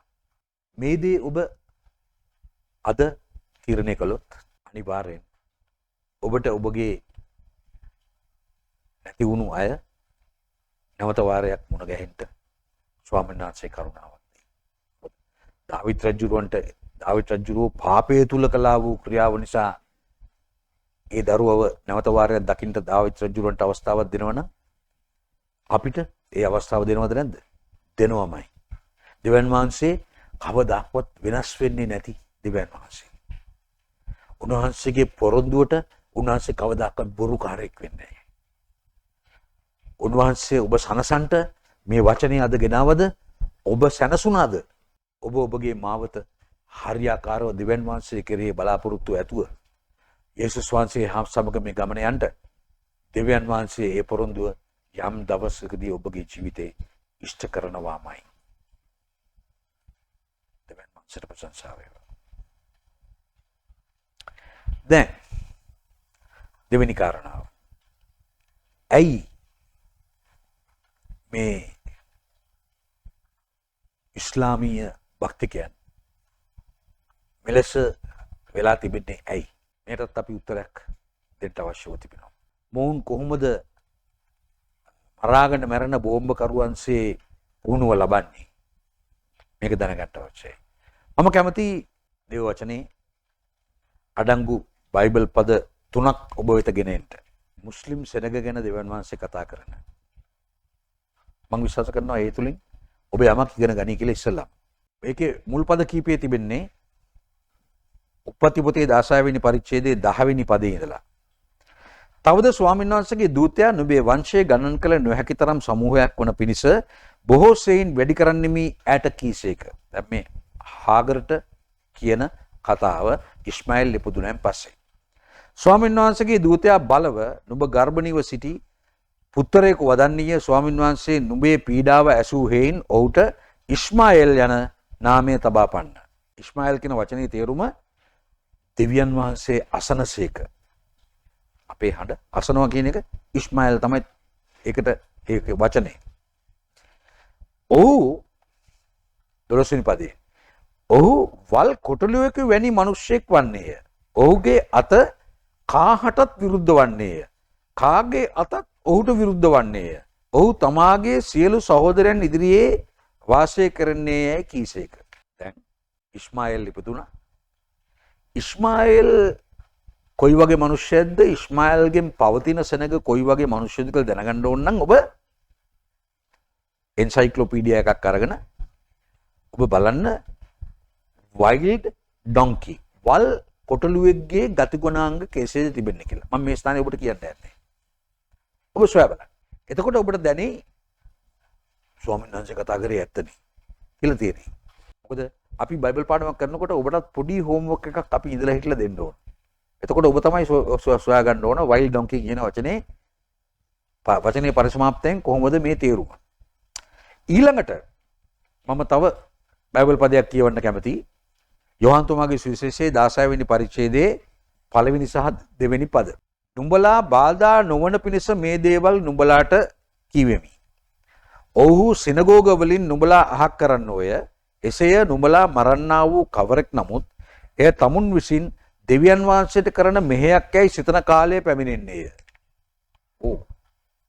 අද මේ ඉස්ලාමීය ත්‍රස්තවාදීන් ඔවුන් මරාගෙන මැරෙනකොට ඔවුන් විශ්වාස කරන දෙයක් තමයි මම මේ අල්ලා දෙවියන් වහන්සේට කරන්නා වූ සේවයක් මේක මම කළ යුතු මෙහෙයක් කියන එක තමයි ඔවුන් විශ්වාස කරගෙන ඉන්නේ. ඔවුන් විශ්වාස කරනවා. ඒකට අදාළ බයිබල් පද නෙමෙයි කුරානයේ තියෙන පද මනුෂ්‍යයට දෙනවා. ඒක නිසා මේ ආකාරව මේ අපිට දෙවියන් වහන්සේගේ වචනේ අපිට උගන්වනවා මෙන්න මේ ලෙස. අපි තව බයිබල් පදයක් බලමු. ඒ බයිබල් පදේ තමයි එළිදරව් පොතේ 20 වෙනි පරිච්ඡේදයේ තවද සිංහාසන දුටිමි. ඔව්හු එහි හිඳගත්තෝය. විනිශ්චයද ඔවුන්ට දෙන ලද්දේය. තවද යේසුස් වහන්සේගේ සාක්ෂිය නිසාද දෙවියන් වහන්සේගේ වචනේ නිසාද හිස් කපා දමනු ලැබුවන්ගේද මුර්ගයාටවත් උගේ රූපයටවත් নমස්කාර නොකළා වූ උගේ සලකුණ තමුන්ගේ නරල්වලත් අත්වලත් නොලැබුවා වූ තනත්තන්ගේද ආත්මයන් දුටුමි. ඔව්හු ජීවත්ව ක්‍රිස්තුස් වහන්සේ සමග අවුරුදු 1000ක් රජකම් කළෝය. මේ අවසාන කාලයේදී අපි දකිනවා මේ මිනිස්සු මරණු ලබන ආකාරය. හිස බෙල්ල කපලා හිස වෙන් කරලා තමයි මරන්නේ. හැබැයි දැනටත් මේ පුරුද්ද තිබෙන්නේ ඉස්ලාමීය ත්‍රස්තවාදීන් අතර. ඒක නිසා දැන් අවසාන කාලය පිළිබඳව අපි ඉගෙන ගන්නකොට අපි දන්නවා ඊළඟට පැමිණෙන අන්තක්‍රිස්තුගේ අධිරාජ්‍යයේ අන්තක්‍රිස්තු පැමිණෙන්නේ ඔදුරට ඉස්ලාමීය භක්තිකයෙක් හැටියටයි. මොකද හිස ගසා දැමීම කැපිටල් පනිෂ්මන්ට් එක වෙනවා නම් ඊළඟ අධිරාජ්‍ය ඉස්ලාමීය අධිරාජ්‍යයක් වෙන්න ඕන. දැනටත් මේ ත්‍රස්තවාදී කණ්ඩායම් 83ක් ඔවුන්ගේ බලය තහවුරු කරගනිමින් මිනිස්යාව බිහිතියට පත් කරමින් මේ කරගෙන යන්නා වූ ක්‍රියාවලිය අපිට පේනවා ඇදගෙන යන්නේ එතනට කියලා. සමහරක් වෙලාවට ඔබ විශ්වාස නොකරන්න පුළුවන්. හරි. මම දැක්ක කවුද එක්කෙනෙක් කියනවා තව අවුරුදු 20කින් යේසුස් වහන්සේ ආවේ නැත්තම් ඊට කලින් එංගලන්තයේ අගමැති බවට පත්වන්නේත් මුස්ලිම් මිනිස්සෙක් කියලා. වෙන්න පුළුවන්. මොකද අධිරාජ්‍යයක් බවට පත් වෙන්න ලෝකයේ බොහෝ රටවල් වල උදව් උපකාර සහයෝගය අවශ්‍ය වෙනවා. මේ සහයෝගය ලබා ගන්න විදි බොහොමයක් අපි පොඩ්ඩක් ප්‍රඥාව පාවිච්චි කරුවොත් අපිට සොයා ගන්න පුළුවන්. ඒ වගේම පාප්තුමා කතෝලික සභාවේ මෑත යුගයේදී ඔහු කියා සිටිනවා ඉස්ලාම් ධර්මයේ ඊටමත් සමාදානයේ ධර්මයක් නිසා අපි මේ දෙක එකතු කරලා ක්‍රිස්ලාම් කියලා ධර්මයක් අපි සාදා ගන්නට අවශ්‍යයි කියලා. මේක අන්තර්ජාලයේ තිබෙනවා. මම හදපු කතාවක් නෙවෙයි. මමත් අන්තර්ජාලයෙන් බොහෝ දේවල් මම ඉගෙන ගන්න අවස්ථාවක් තිබෙනවා. නමුත් ඒව මම විමර්ශනය කරලා බලනවා. හරි ඔවුන්ගේ මුඛයෙන්ම ඔවුන් එක ප්‍රකාශ කළාද නැද්ද කියලා හොයා ගන්න අවස්ථාවක් තිබෙනවා. එතකොට මම ඔබට මේ දෙන පණිවිඩය බොහෝ දුරට මෙවැනි අදහසක් ඔවුන් තුල තිබෙන්න පුළුවන්. එම නිසා මෙම ලෝකයේ ගෝලීයකරණය වේගන යන අතරේ ලෝකයම කල්පනා කරනකොට අපි එක ආණ්ඩුවක් බවට පත් වෙන්න ඕන මුළු ලෝකෙම කියලා කියන අතරේ මේ බයිබල් එකේ අවසාන කාලයේ තිබෙන ලකුණු ඔබ දකින්නවද ඉස්ලාමීය දේශයන් කොයිතරම් වේගයකින් ඉදිරියට මේ කාලයේදී පැමිණෙනවද කියලා. මේක අපි අඳුනා ගන්නට අවශ්‍යයි. මම විශ්වාස කරනවා ඔවුන්ගේ ඉලක්කය කරා ඉතා ශීඝ්‍රයෙන් පැමිණෙමින් සිටිනවා මේ කාලය වෙනකොට. මොකද දන්නවද? මේ පහුගිය මාසයේ විතරක් ඉස්ලාමීය ත්‍රස්තවාදීන් ඔවුන් අතරේ සිදු වුණා වූ ගැටුම් සහ ඔවුන් සහ අන්‍ය ජාතීන් අතර සිදු වුණා වූ ගැටුම් තුළ සෙනග 2100ක් මරණු ලැබූ බව මං ගාව ඩීටේල් එකක් තියෙනවා. දැන් මොකද මට ඊමේල් එකකින් ලෝකයේ සිදුවන්නා වූ ප්‍රධාන මාධ්‍ය තුලින් අපිට දැනගන්න නොලැබෙන්නා වූ ප්‍රවෘත්ති මට ලැබෙනවා.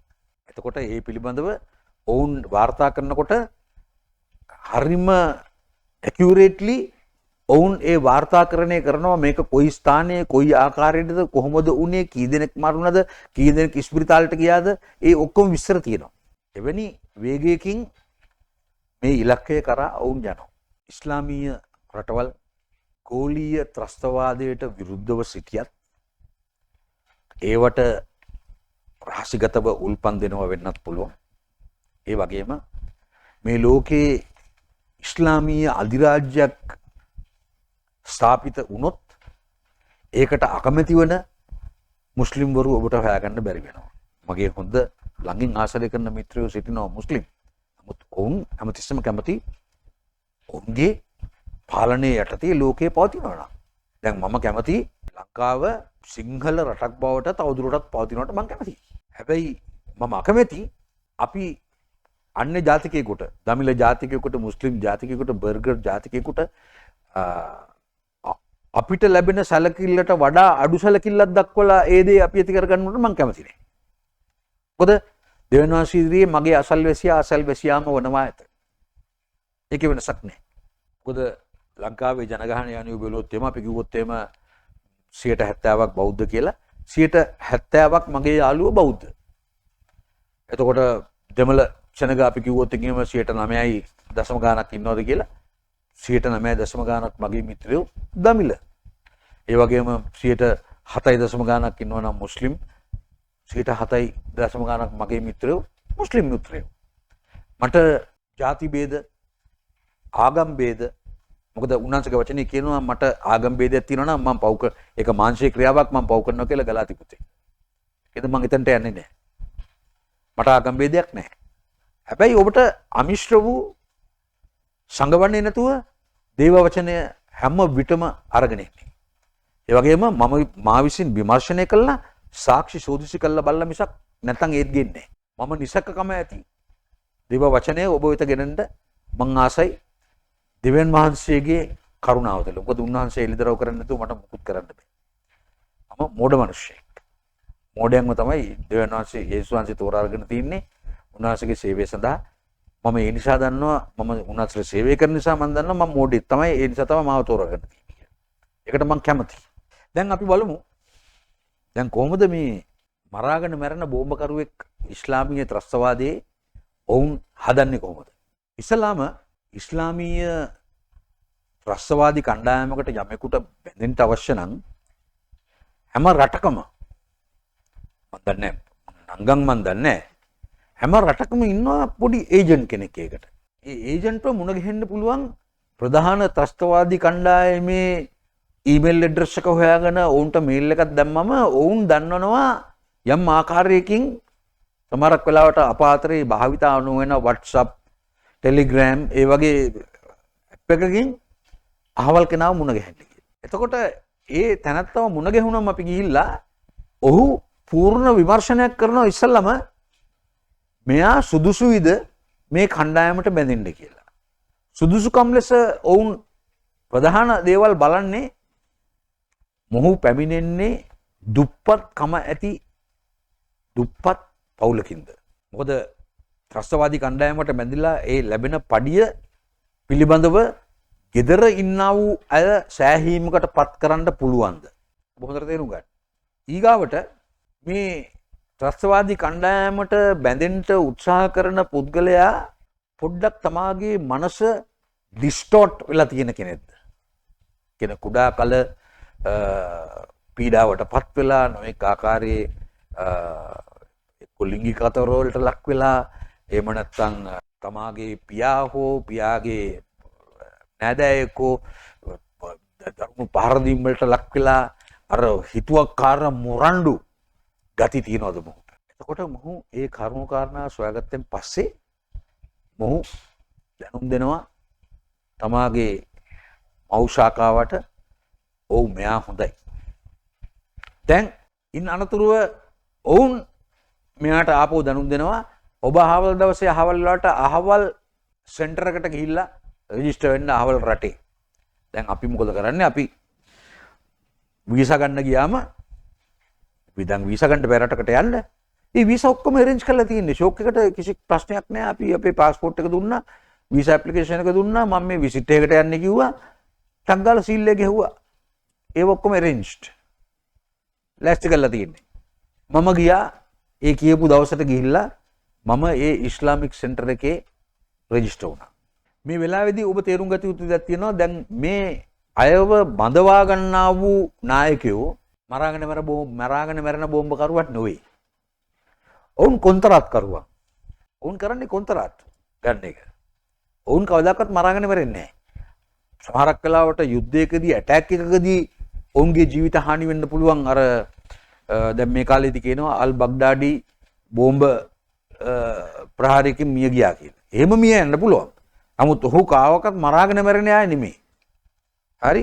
ඒ නිසා ඔවුන් කරන්නේ මේ මරාගෙන මැරෙන අයව නිෂ්පාදනය කරන එක. නිෂ්පාදනය කරන එකයි ඔවුන් කරන්නේ. ඒ වගේම දැන් මේ ඉස්ලාමික් සෙන්ටර් එකට ගිහිල්ලා අපි රෙජිස්ටර් වුණාම දැන් ඒ සෙන්ටර් එකේ බලනකොට අපිට උගන්වන්නේ ආගම. ඉස්ලාම් ධර්මය උගන්වන්නේ. මේ තාමත්ම පීස්ෆුලි ෂෝක් එකට යන සෙන්ටර් එකකට අපි ගිහිල්ලා තියෙන්නේ. ඒතකොට දැන් මම සමහරක් වෙලාවට මම එතනට ගියා නම් මම කල්පනා කරනවා මේ අල් කයිඩා කියන්නේ එහෙම නැත්නම් අල් නුස්රා කියන්නේ බොකෝ හරාම් කියන්නේ අල් ෂබාබ් කියන්නේ එහෙම නැත්නම් මුස්ලිම් බ්‍රදර්හුඩ් කියන්නේ ටෙරරිස්ට් කණ්ඩායමක්. මේක මට පේන්නේ නැහැ. මට පේන්නේ ඒගොල්ලෝ බොහොම මේ සමාදානයෙන් සාමකාමීව ඉන්න අය වගේ කියලා මම කල්පනා කරනවා. හැබැයි ඒ අතරදී ඔවුන්ට ඉස්ලාමීය ධර්මය උගන්වන අතරේ ඔවුන්ට පොඩි අවිපුහුණුවකුත් දෙනවා. පොඩි ගන්න එකක් අල්ලලා වෙඩි තියන්න, එයිම් එකට වෙඩි තියන්න. ඒකත් සමහරක් වෙලාවට විනෝදාංශයක් වෙනවා ඔවුන්ට. හරි? එයිම් එකට වෙඩි තියෙන එක තරංගයක් බවට පත් වෙනවා. එවැනි දෙයක් කරනවා. ඉන් අනතුරුව හොඳට මේ අය පිළිබඳව මේ අය හැසිරෙන ආකාරය, අන් අය හා සමග පවත්වන සම්බන්ධතාවය කොහොමද, යාළුකමින් ඉන්නවද, සමාදානය ඔවුන් අතරේ තිබෙනවද, ඔවුන් මේ ස්ථානයේ සිටින්නට කැමතිද කියන දේ තේරුම් ගත්තන් පස්සේ මේ නායකයෝ කුරානයේ තියෙන පද 10ක් ඔවුන්ට උගන්වන්න ආරම්භ කළා. මේ පද 10 ඉගෙනගෙන අවසාන වෙනකොට ඉබේම ස්විසඩ් බොම්බ කෙනෙක් වෙලා. මේකයි වෙන්නේ. මරාගෙන මැරෙන බෝම්බකරුවෙක් වෙලා. අපි ඒ පද 10 දෙස අපේ අවධානය යොමු කරන්නට යනවා. හැබැයි ඔබ මට සමා වෙන්න, ඔබ ඉංග්‍රීසි කුරානයක් සොයාගෙන මම මේ කියන කුරානයේ තියෙන පද කීපය ඔබ ඉංග්‍රීසියෙන් කියවන්න. මම මේක ඉංග්‍රීසියෙන් කියවුවොත් සමහරක් වෙලාවට YouTube එකෙන් මේ වීඩියෝ එක තහනම් කරන්න ඉඩ තියෙනවා. අන්ද ඉස්ලාම් ධර්මයට විරුද්ධව අපිට කතා කළොත් YouTube එකෙන් තහනමකට ලක් වෙන්න ඉඩ තිබුණ නිසා මම ඉංග්‍රීසියෙන් මේක කියවන්නේ නැහැ. මොකද එතකොට YouTube එකෙන් මේක සෝදිසි කරලා බලන්න නම් සිංහල කතා කරන කෙනෙක් එක්කගෙන එල්ල මේක සෝදිසි කරලා බලන්න වෙනවා. එහෙම නැතුව උන්ට හොයාගන්න බැරි වෙනවා. මම සිංහලෙන් ඒවා තේරුම ඔබට කියා දෙන්නම්. මම පටන් ගන්නේ 10 වෙනි එකේ ඉඳලා පළවෙනි එකට. 10 වෙනි එක ඇවිල්ලා කුරානයේ 3 වෙනි සූරාවේ 32 වෙනි පදය. මේකේ තේරුම ඔබ මෙසේ පවසනු අල්ලාහට සහ දූතයාට, දූතයා කියන්නේ මොහමඩ්ට, කීකරුවන්ට. නමුත් ඔවුන් හැරී ගියොත් අල්ලාහ ප්‍රතික්ෂේප කරන්නන්ට ප්‍රේම නොකරයි. දැන් මේකේ සාරාංශය ප්‍රථමයෙන් අල්ලාහටත්, දෙවනුව අල්ලාහගේ පණිවිඩකරු මොහමඩ්ටත් අනිවාර්යෙන් කීකරු වෙන්න ඕන. හැබැයි එහෙම වෙන්නේ නැතුව හැරිලා ගියොත් අල්ලාහ තවදුරටත් ඒ ඇයට ප්‍රේම කරන්නේ නැහැ. ප්‍රේමය නැති තැන තිබෙන්නේ කුමක්ද කියලා ඔබ දන්නවද? When there is no love, there is hate. ප්‍රේමය නැති තැන තිබෙන්නේ එපා කිරීම සහ තරහව.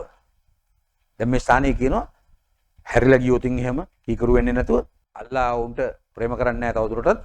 ඒකින්ද ඔවුන් එක්ක තරහ වෙන්න ඕන. මේක ඔබ හිතන්න දවසකට 40-50 සැරයක් කිය මේක කටපාඩම් කරමින් ඉන්නා වූ කෙනෙක් කොයි වගේ හැසිරෙයිද කියලා ඔබ හිතන්න.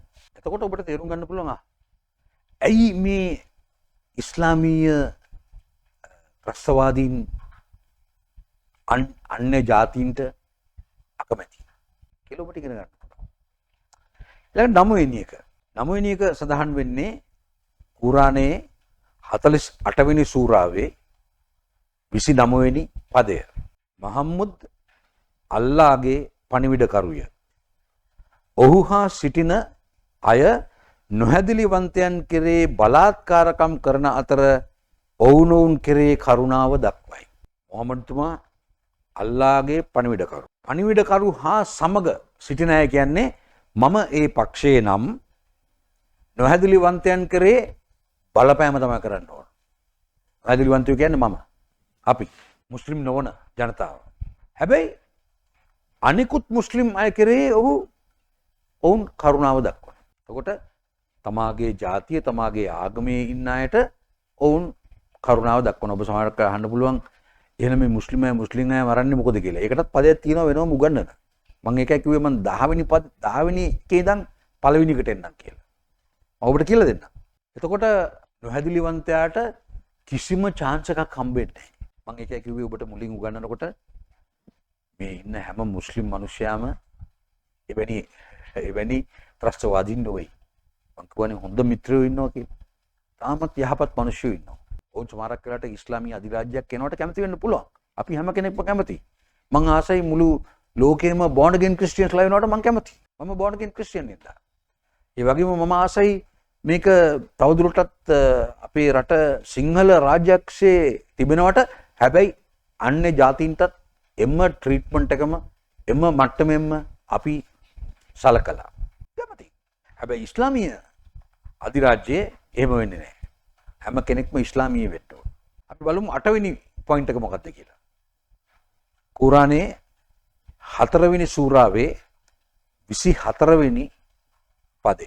ඔබගේ ප්‍රාණ අපකරුවන්ගේ සහ වහලුන්ගේ හැරුණ විට විවාහක ස්ත්‍රීන් තහනම් වේ. අද ISIS සංවිධානයට, අල් Qaeda සංවිධානයට, Taliban සංවිධානයට, බොකෝ හරාම්, අල් ෂබාබ්, අල් නුස්රා, PLO, Hezbollah, Hamas වැනි සංවිධානවලට ඇයි ස්වේච්ඡාවෙන් මිනිස්සු තරුණ අය ගිහිල්ලා ජොයින් කරන්නේ? කොහොම කියනවා මම යමෙක්ව ප්‍රාණ අපකරුවෙක් ලෙස ගත්තොත් ඔහු සතු, ඔහුගේ බිරිඳ, ඔහුගේ ගෑනු දරුවන් මටයි අයිති වෙන්නේ. මට තියෙන්නේ ප්‍රාණ අපකරුවව මැරුවා මම මේ ගැහණු අය සමග සයනය කළා. අද මනස විකෘති වීම තුල බොහෝ මිනිස්සු හිතනවා මම ගෑනු 100ක් විතර ඉන්න ඕන කියලා. මනස විකෘති වෙච්ච අය. මනස විකෘති වෙලා නැති අය එක භාර්යාවකට පමණක් පුරුෂයෙක් වෙලා තමාගේ ජීවිතයේ බොහොම සමාදානයෙන් තමා ජීවිතය ගත කරමින් යනවා. දැන් මෙය මහමඩ්තුමා ජීවිතවල ඉඳද්දී ඇති වුණා වූ යම් ප්‍රශ්නයක් නිසා තමයි මේක ආවේ. මේක කුරානය ඇතුළට ආවේ. මොහමඩ්තුමා ප්‍රාණාපකරුවෙක් කරගෙන ඇවිල්ලා ප්‍රාණාපකරුවව ඒ වෙලාවෙම මරලා ඒ වෙලාවෙම ඔහුගේ භාර්යාව හා සමග සයනය කරාම ඔහුගේ ගෝලයේ ඔහු ළඟට ඇවිල්ලා අහනවා මේක ඔයාට කරන්න පුළුවන්ද? මොකද ඔහු ඇය බැඳපු වෙන පුරුෂයෙකුට අහිති භාර්යාවක් නේ. ඒ පාර ඔහු ටක් ගාලා ඇඩ් කරනවා මේක කුරානයට. ඔහු කියනවා නෑ ප්‍රාණ අපකරුවන් කියන්නේ ඔයාට අහිති. ප්‍රාණ අපකරුවන් ඔබගේ ප්‍රාණ අපකරුවන්ගේ සහ වහලුන්ගේ හැරුණ විට ප්‍රාණ අපකරුවගේ භාර්යාවව එක්ක සයනය කරන්න පුළුවන්. තමා වහල්කමට ගෙනා වූ එක්කෙනාගේ භාර්යාව එක්ක සයනය කරන්න පුළුවන්. හැබැයි වහක ස්ත්‍රියක් අල්පේ අල්ලපු ගෙදර ඉන්නවා කසාද බැඳලා එයත් එක්ක බෑ. මොහමඩ්තුමා කියපු කතාව මම ළඟ ඒකට අවශ්‍ය කරන ડોකියුමන්ට් එක කම්ප්ලීට් ડોකියුමන්ට් එක මම ළඟ තියෙනවා. ඒක ඒ පිළිබඳව සම්පාදනය කරපු කාටරි බලන්න ඕන නම් මට ඒක පෙන්වන්නත් පුළුවන්. අපි බලමු 7 වෙනි විට මොකද්ද මේ සෙනගට උගන්වන්නේ කියලා. දැන් බොහෝ දුරට ස්ත්‍රීන් හා සමග සයනය කරන්න තිබෙන කැමැත්තත් මේ ත්‍රස්තවාදී කණ්ඩායම් වල ඉන්න අයට තිබෙනවා. මේක තියෙනවා. උග්‍ර ලෙස තිබෙනවා. ඒ නිසා තමයි අපි දකින්නේ සිරියාවේ යුද්ධෙදී ක්‍රිස්තියානි දරුවන්ව, ක්‍රිස්තියානි ස්ත්‍රීන්ව, ක්‍රිස්තියානි දුවරුන් ලිංගික වහල්කමට විකුණමින්, වෙන්දේශ කරමින් ඔවුන් ක්‍රියා කළ ආකාරය. ඒ පිළිබඳව වීඩියෝස් වෙන YouTube එකේ කාට හරි බලන්න ඕන. 7 වෙනුව කුරානයේ 5 වෙනි සූරාවේ 33 වෙනි පදය. අල්ලාහට සහ ඔහුගේ ප්‍රේරිතයාට විරුද්ධව යුද්ධ කර දේශය තුල අකටයුතුකම් කිරීමට උත්සාහ කරන අයට දෙන ලද දඬුවම මෙයයි. දැන් මුස්ලිම් රටකට විරුද්ධව යමෙක් යුද්ධ කරොත් ඒකට කියනවා අල්ලාහට සහ අල්ලාහගේ ප්‍රේරිතයා වන මහමඩ්තුමාට විරුද්ධව යුද්ධ කර ඒ දේශය තුල අකටයුතුකම් කරොත් දෙන්න ඕන දඬුවම මෙන්න මේකයි කියලා තමයි කියන්නේ. දඬුවම මේකයි. ඔවුන් ඝාතනය කිරීම හෝ කුරුසියේ ඇනගැසීම හෝ අත් සහ පාද ප්‍රතිවිරුද්ධ පැතිවලින් කපා දැමිය යුතුයි. නැතහොත් ඔවුන් සිරගත කළ යුතුය. මෙය මෙලොවේදී ඔවුන්ට නින්දාවක් වන අතර පරලොවේදී ඔවුන්ට දරුණු දඬුවමක් ලැබෙනු ඇත. මේක නම් මේ ත්‍රස්තවාදී කණ්ඩායම් අකුරට පිළිපදිනවා. අපි ඒක දැක්කා ඉරාකයේ මොසෙල් නුවර, සිරියාවේ අලෙප්පෝ වැනි ස්ථානවල ISIS සංවිධානය සහ අල් කයිඩා අල් නුස්රා ෆ්‍රී සිරියන් නාමි මේ සියලු දෙනා හැසිරිච්ච ආකාරය අනුව අපි දැක්කා ඔවුන් මොකද කරන්නේ කියලා. අපි දැක්ක මිනිස්සුන්ගේ එල්ලනවා ප්‍රසිද්ධියේ. අපි දැක්ක මිනිස්සුන්ගේ හිස් ගසා දමනවා. අතපය කපනවා. මේකේ තියෙන්නේ ප්‍රතිවිරුද්ධ මේ අත කැපුවොත් දකුණු කකුල තමයි කපන්නේ ඊළඟ. හරි ලකුණක් වන මිනිස්සු මේ දේ කරනවා. අකුරට පිළිපදින 6 වෙනි පොයින්ට් එක. ඔවුන්ට උගන්වන. කුරානයේ 9 වෙනි සූරාවේ 5 වෙනි පදය. පූජනීය මාස ගෙවී ගිය පසු පූජනීය මාස කියන්නේ මේ රාමදාන්. පිළිම නමස්කාර කරන්නන් ඔබ සොයාගත් සෑම තැනකම මරා ඔවුන්ව වහල්කමට ගෙන ගොස් වටලන්න. පිළිම නමස්කාර කරන අය ලෝකයේ බැලුවොතින් ඉන්නේ කතෝලික සභාව තමයි ඉදිරියෙන්ම. ඊගාවට බෞද්ධයෝ ඉන්නවා. හින්දු ආගමේ අය ඉන්නවා. born again Christiansලා නැහැ මෙතන. හරි. ඔවුන්ව සෑම හම්බ වෙන හැම තැනකම මරා දමන්න කියලා කියන්නේ. පාස්කු දින ප්‍රහාරය මේ තියෙන්නේ. ඒක තමයි පාස්කු දින ප්‍රහාරය. ඔවුන්ව වහල්කමට ගෙන ගොස් වටලන්න. නමුත් ඔවුන් පසුතැවිලි වී නමස්කාරය ආරම්භ කර දැන් ඔවුන් කියනවා අනේ අපිට සමා වෙන්න ඕගොල්ලෝ අපි අල්ලාහව නමස්කාරය කරන්නම්. ආරම්භ කරනකොට දැන් හැම වසරකම හැම මුස්ලිම් මිනිසයාම තමා ව්‍යාපාරයක් කරනවා රැකියාවක් කරනවා නම් ඒ දුප්පතුන්ට දිය යුතු කොටසක් තිබෙනවා. poor tax. ඔවුන් ඒක ගෙවන්න සූදානම් නම් ඔවුන්ගේ දැන් මේ හිටපු මාර්ගයෙන් ඔවුන්ව නිදහස් කරන්න. දැන් ඔවුන් මුස්ලිම් වෙලා ඒකෙන්ද. ඒ වගේම එහෙම කරාම අල්ලාහත් ඔවුන්ට සමාව දෙනවා. එහෙම නැත්තම් සමාව දෙන්නේ නැහැ කියලා කියන්නේ. අපේ දෙවියන් වහන්සේ අපි මිනිහක් මරලා ගියත් ස්වාමිනී මට කමා කරන්න මගේ පාපයට කියලා කිව්වම මට කමා කරන්න දෙවියන් වහන්සේ. හැබැයි අල්ලාහ එහෙම නැහැ. අපි බලමු 5 වෙනි පදය මේ ඇයට උගන්වන. කුරානයේ 9 වෙනි සූරාවේ 29 වෙනි පදය. අල්ලාහ කෙරෙහි විශ්වාස නොකරන අය හා සමග සටන් කරව. ඒ වගේම අල්ලාහ විසින් තහනම් කළ දේ කරන සහ ඔහුගේ පණිවිඩ කරු අනාගත වාක්තෘ තහනම් කළ දේ කරන අයට විරුද්ධව නැගී සිටපන්න. ඒ වගේම කිසිම අවස්ථාවක සත්‍යතාවයේ ආගම නුඹ පිළි නොගනින්න. සත්‍යතාවයේ ආගම? සත්‍යතාවයේ ආගම. මොකද සත්‍යතාවයේ ආගම? ප්‍රොටෙස්ටන්ත ආගම. සත්‍යතාවයේ ආගම සත්‍යතාවයේ ලියවී තිබෙන දේව වචනයට අනුකූලව ජීවත් වන මනුෂ්‍යයා අදහන ආගමයි. ඒ වගේම කියනවා නුඹ people of the book. පොතේ මනුෂ්‍යාව පිළිගන්නත් බෑ. පොතේ මනුෂ්‍යයා කියන කවුද? බයිබලේ කියවන මනුෂ්‍යව පිළිගන්න එපා.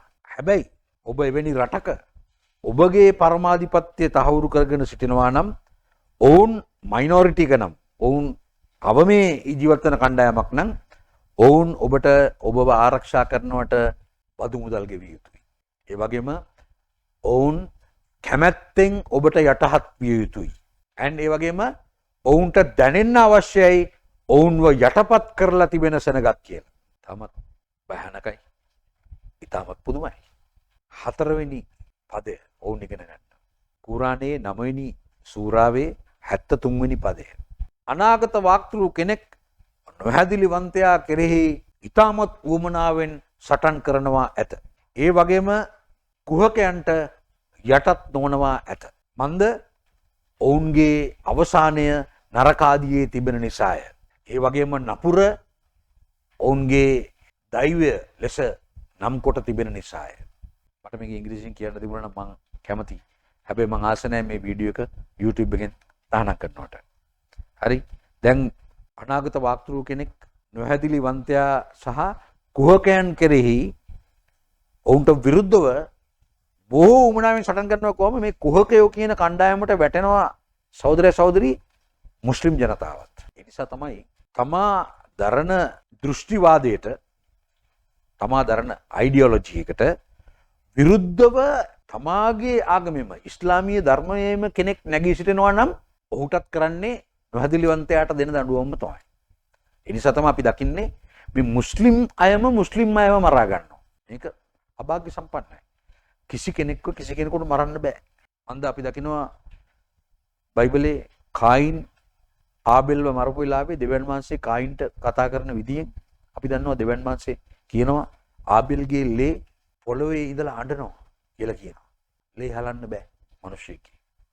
හැබැයි අද ලෝකේ බොහෝ දුරට වෙනස් වෙලා අවුරුදු 50කට ඉස්සෙල්ලා මෙවැනි ආකාරයේ දේවල් තිබුණ නැහැ. මොකද අද තිබෙනවා. අපි බලමු මේකේ තියෙනවා ඒ පස්වෙනි එකේ අපි හතරවෙනි එක කියුවා. අපි බලමු තුන්වෙනි එක. අල්ලා දෙවියන් වහන්සේ ඔහු කෙරෙහි විශ්වාසය තබන්නා වූ අයවත් ඔවුන්ගේ දේපලත් මිලයට ගෙන ඇත. එම නිසා ඔවුන් අල්ලා යන මාවතේ සටනේ යෙදෙනවා ඇත.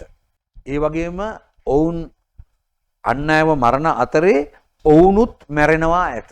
තාමත්ම සීරියස් පදයක් ඉංග්‍රීසියෙන් කියවුවොත් ඔබ මේක කුරානයේ තියෙන ඕන කෙනෙකුට ඩවුන්ලෝඩ් කරන්න පුළුවන් ඉන්ටර්නෙට් එකෙන් ඔබ කියවුවොත් තාමත්ම දරුණුයි.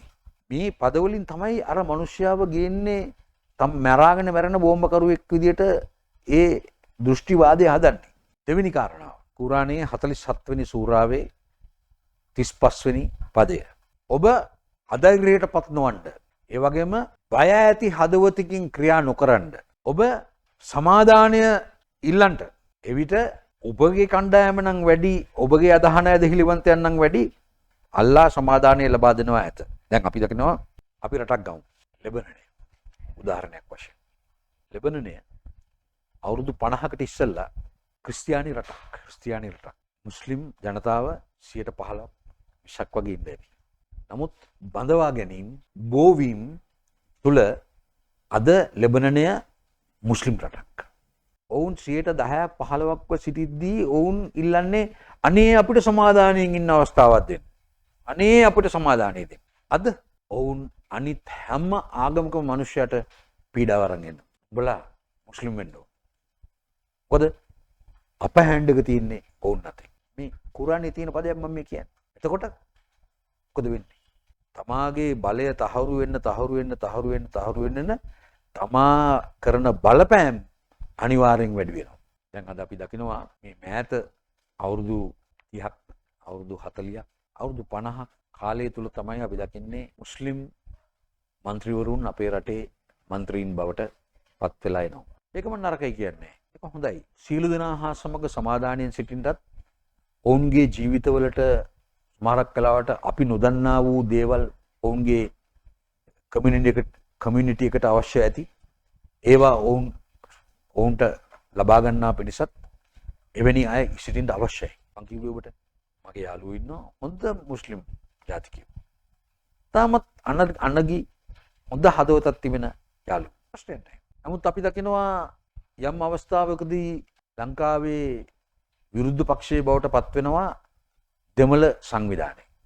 එතකොට දෙමළ සංවිධානයේ ලංකා රජයේ විරුද්ධ පක්ෂය නිසා ඔවුන් කතා කළ යුතුව තිබුණා මුළු ලංකාවෙම අයගේ සුබ සිද්ධි සඳහා. එහෙම කතා නොකර ඔවුන්ගේ අයිතිවාසිකම් පිළිබඳව පමණක් කතා කරන්න ගිය නිසා තමයි අපිට අවුරුදු 32ක විතර යුද්ධයකට මුහුණ දෙන්න උනේ. ඒ වගේම LTT කණ්ඩායම අවුරුදු ගණනාවක් ගියා පළවෙනි මරාගෙන මැරෙන බෝම්බකරුවෝ සදන්න. මොකද ඒ මනස ගේන්න මේ කුරානයේ තියෙන වගේ ආගම පෙන්නලා කරන්න පුළුවන් කමක් LTT කණ්ඩායමට තිබුණේ නැහැ. ඒක වෙන ආකාරයකට තමයි ඒ බ්‍රේන් වොෂ් එක දෙන්න උනේ. දැන් මේක දෙවෙනි පදේම අපිට කියනවා ඔබ බය වෙන්න එපා. ඔබ මැජොරිටි නම් ඔබ තමයි පාලකයා විය යුත්තේ. ඒකින්ද දැන් ඔය බලය ඇල්ලීම සඳහා ක්‍රියාත්මක වෙමින් තිබෙන මේ ත්‍රස්තවාදී කණ්ඩායම් 83ම ඔවුන්ට ප්‍රශ්නයක් නැහැ. ඔවුන්ගේ මේ පොඩි ගෝලයෝ කඩේ අරින මරුණට කිසිම ප්‍රශ්නයක් නැහැ. මොකද ඔවුන්ට තව බඳවා ගැනීමේ හැකියාව තිබෙනවා. මේ පද ටික විතරක් ඔවුන්ට දෙන්න විතරයි තියෙන්නේ. ඔවුන් ට්‍රේන් කරන්න වැඩි කාලයක් යන්නේ නැහැ. ඒ වගේම තමයි පළවෙනි එක. දැන් අපි 10 ඉඳලා ආවේ. දැන් පළවෙනි එක. කුරානයේ ලියා තිබෙන කුමන සටහනක් හෝ අපිට අයින් කරලා ඊට වැඩිය හොඳ එකක් අපිට ගෙනෙන්න පුළුවන් නම් අපිට අවසරය තියෙනවා ඒක කරන්න. දැන් අපි දකිනවා අපි එක තැනකදී දැන් අපි කියවගෙන ආවා අතපය දෙපැත්තේ තියෙන අතපය කපන්න කියලා. අද කපන්නේ කොහෙද? බෙල්ල කපන්නේ. මොකද මේ පදය අනුව ඔවුන්ට පුළුවන් කුරානයේ ලියලා තිබෙන පණිවිඩය වෙනස් කරන්න. ඔවුන්ට සුදුසු ආකාරයට. එතකොට ඔවුන්ට සුදුසු ආකාරයට ඒක වෙනස් කෙරුවම කවුරු හරි ඊට විරුද්ධව නැගී සිටිනවා නම් ඒ මනුස්සයව දකින්නේ කුහකෙක් හැටියට ඔහු මුස්ලිම් කෙනෙක් වුණත්. ඒක නිසා ඔහුවත් මරුන් ලබන්න පුළුවන්. මේක ඉතාමත්ම බැරෑරුම් තත්වයක තිබෙන සිටුේෂන් එකක්. ඒ නිසා සහෝදරයා සහෝදරි මේ පද 10 ඔබ ඉංග්‍රීසි කුරානයක් හොයාගෙන මේක කියවන්න මීට වැඩිය ඔබට තේරුම් යන ආකාරයට මේක තිබෙනවා. හරි? ඔබ ඉංග්‍රීසි දන්නේ නැත්නම් මම උත්සාහයක් දරුවා Google Translate එකට ගිහිල්ලා මේක ට්‍රාන්ස්ලේට් කරන්න. නමුත් හරි තේරුමට ට්‍රාන්ස්ලේට් වුණේ නැහැ. ඒ නිසා මම ඔබට ඉංග්‍රීසි පදේ කියවන ගමන් මම තේරුම් කරන්න උත්සාහ කරුවේ. නමුත් මීට වැඩිය තේරුම් කරන්න පුළුවන් ඒගොල්ලෝ මේ පද 10 හොයාගත්තන් පස්සේ ලෝකේ ඕන තරම් ඇති. ඒ වගේම අපි දකිනවා නොයෙක් කණ්ඩායම් සිරියාවේ යුද්ධයේදී පෙනී සිටිය.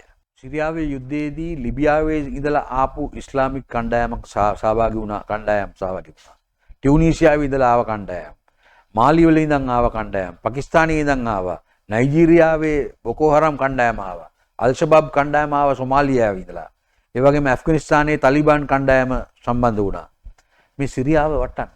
ඒ වගේම මුස්ලිම්වරු 15 දෙනෙකුට විරුද්ධව අද නඩුවක් තිබෙනවා යුනයිටඩ් අරබ් එමිරේට්ස් වල ඔවුන් අල් නුස්රා සංවිධානයට මුදල් දුන්නා කියලා.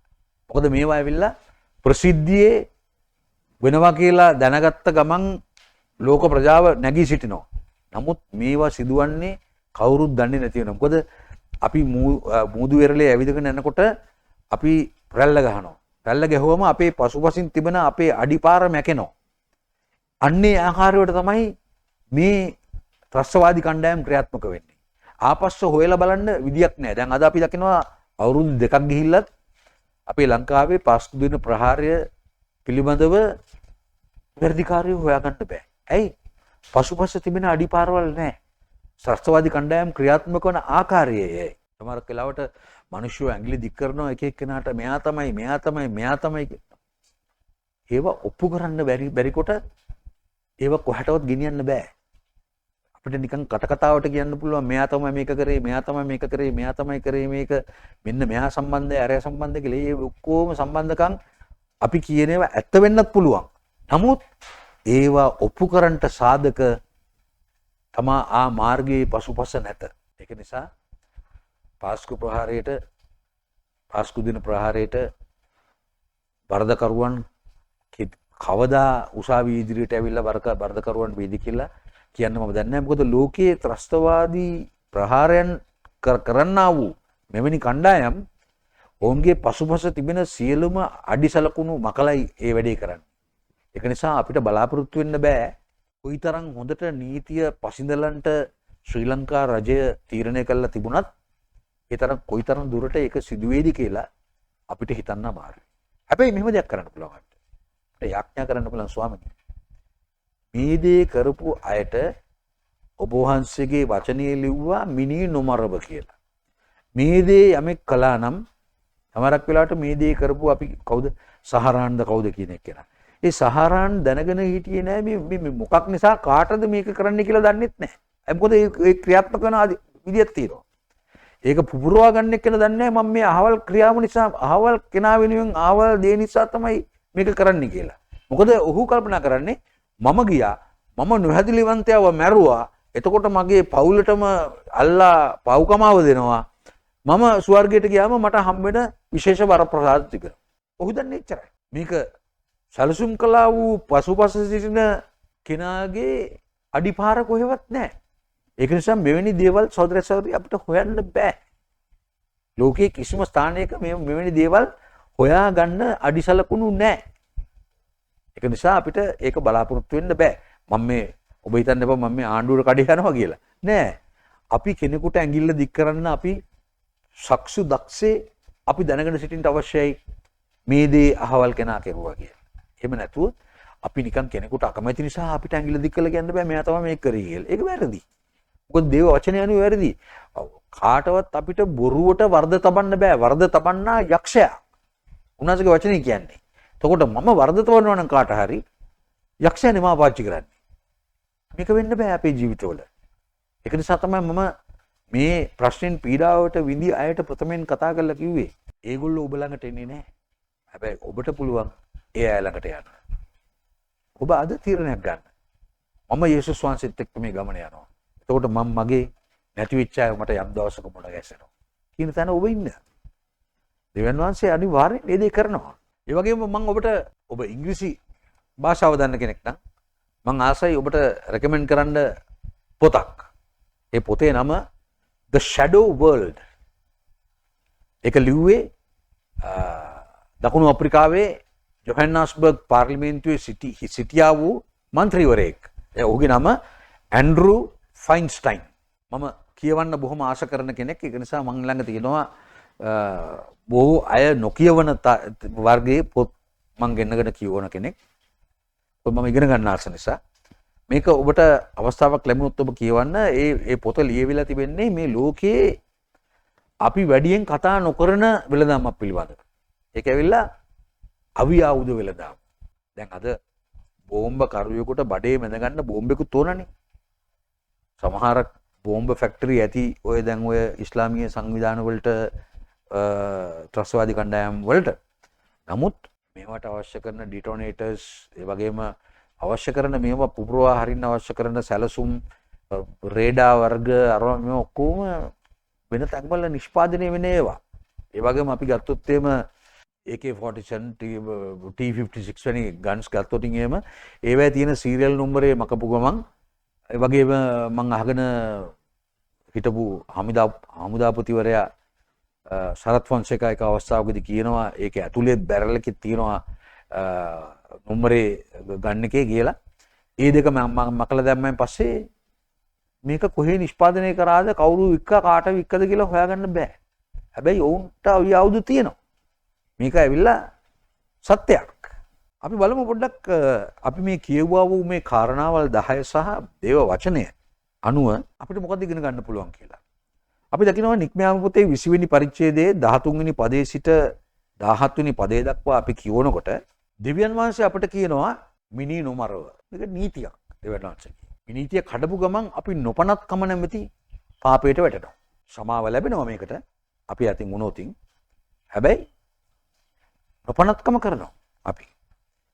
ඊළඟට 14 වෙනි පදයේ අපිට කියනවා වෛශ්‍යකම් නොකරව. අන් ස්ත්‍රීන්ට ආශා වෙන්න එපා.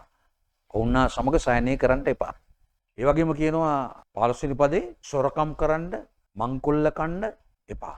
ඒ වගේම ඔබ බොරු කියන්න එපා. දැන් අපි කියව කුරානයේ පදයක් ඔබට සුදුසුයයි සිතන ආකාරයට මේ කුරානයේ තියෙන පදයක් වෙනස් කරලා ඊට වඩා හොඳ එකක් දාන්න පුළුවන් කියලා. ඒතකොට දැන් මට බොරුවක් දාගන්න ඕන නම් කොහේ හරි ලේසි.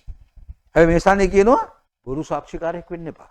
ඒ වගේම 17 වෙනි පදේ කියනවා ඔබගේ අසල්වැසියාගේ භාර්යාවට ඔබ කැමති වෙන්න එපා. ඒ වගේම ඔහුගේ වැඩකාරයාට ඔබ කැමති වෙන්න එපා. ඒ වගේම ඔහුගේ හරක බානට කැමති වෙන්න එපා. ඔබගේ අසල්වැසියාට අහිති කිසි දෙයකට ඔබ ආසා ඇති කරගන්න එපා. හැබැයි අනිත් පැත්තෙන් දැන් මේ කියවපු පද 10 අනුව මේ පද 10ම කියන්නේ මේ ඔක්කොම කරන්න කියලා. ඒතකොට අපි දකිනවා අපි নমස්කාර කරන්නේ එකම දෙවියන් නොවන බව. එකම දෙවියන් නෙමෙයි අපි নমස්කාර කරන්නේ.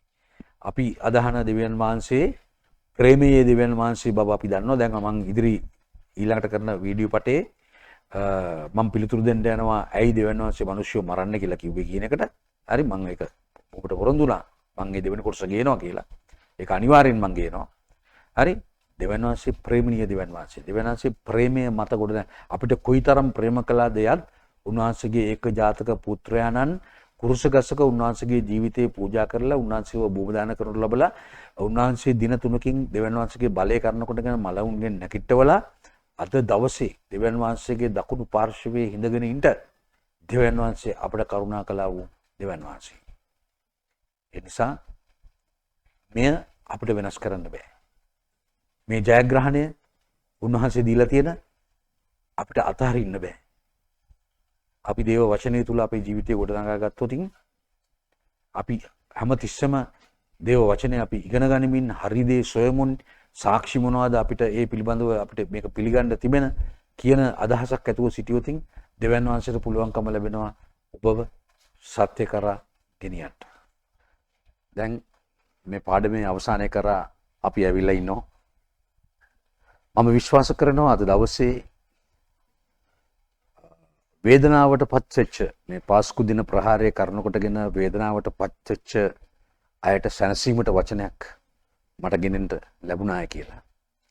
ඒ වගේම කුතුහලය දනවන අය මේ ISIS වෙනි සංවිධාන කෙලසද ක්‍රියාත්මක වෙන්නේ පොළවේ කියන එක දැනගන්න කැමති අයට මේ පාඩම රැගෙන ආපු බව මම දන්නවා.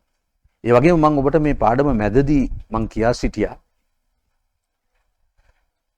පළවෙනි ලෝක මහා යුද්ධය සහ දෙවෙනි ලෝක මහා යුද්ධය පෙර සැලසුම් කළා වූ යුද්ධ මිසක් එහෙම නැත්නම් මේ දෙපාර්ශවයක් අතරේ ඇති වුණා වූ එකඟතාවයක් නොමැතිකම කරන කොටගෙන ඇති වුණා වූ යුද්ධයක් නොවේ කියලා. ඒවා එවැනි යුද්ධ නෙවෙයි. ඒවා ඒ යුද්ධ තුලින් සිදු වුණේ එකම බැංකුකරණයේ සිටින එකම බැංකුවක් පාර්ශව දෙකටම යුද අවි ආයුධ විකිණීම. ඒ කාලේ යුද්ධයක් වුවම අවි ආයුධ විකිණීමේ ව්‍යාපාරයක් ඒක. අපි දන්නවා දෙවනි ලෝක මහා යුද්ධයෙන් පස්සේ ලෝකයේ තිබුණා වූ බොහෝ යුද්ධ මේ අවි ආයුධ වෙළඳාම පිළිබඳව තිබෙනා වූ යුද්ධ මන්ද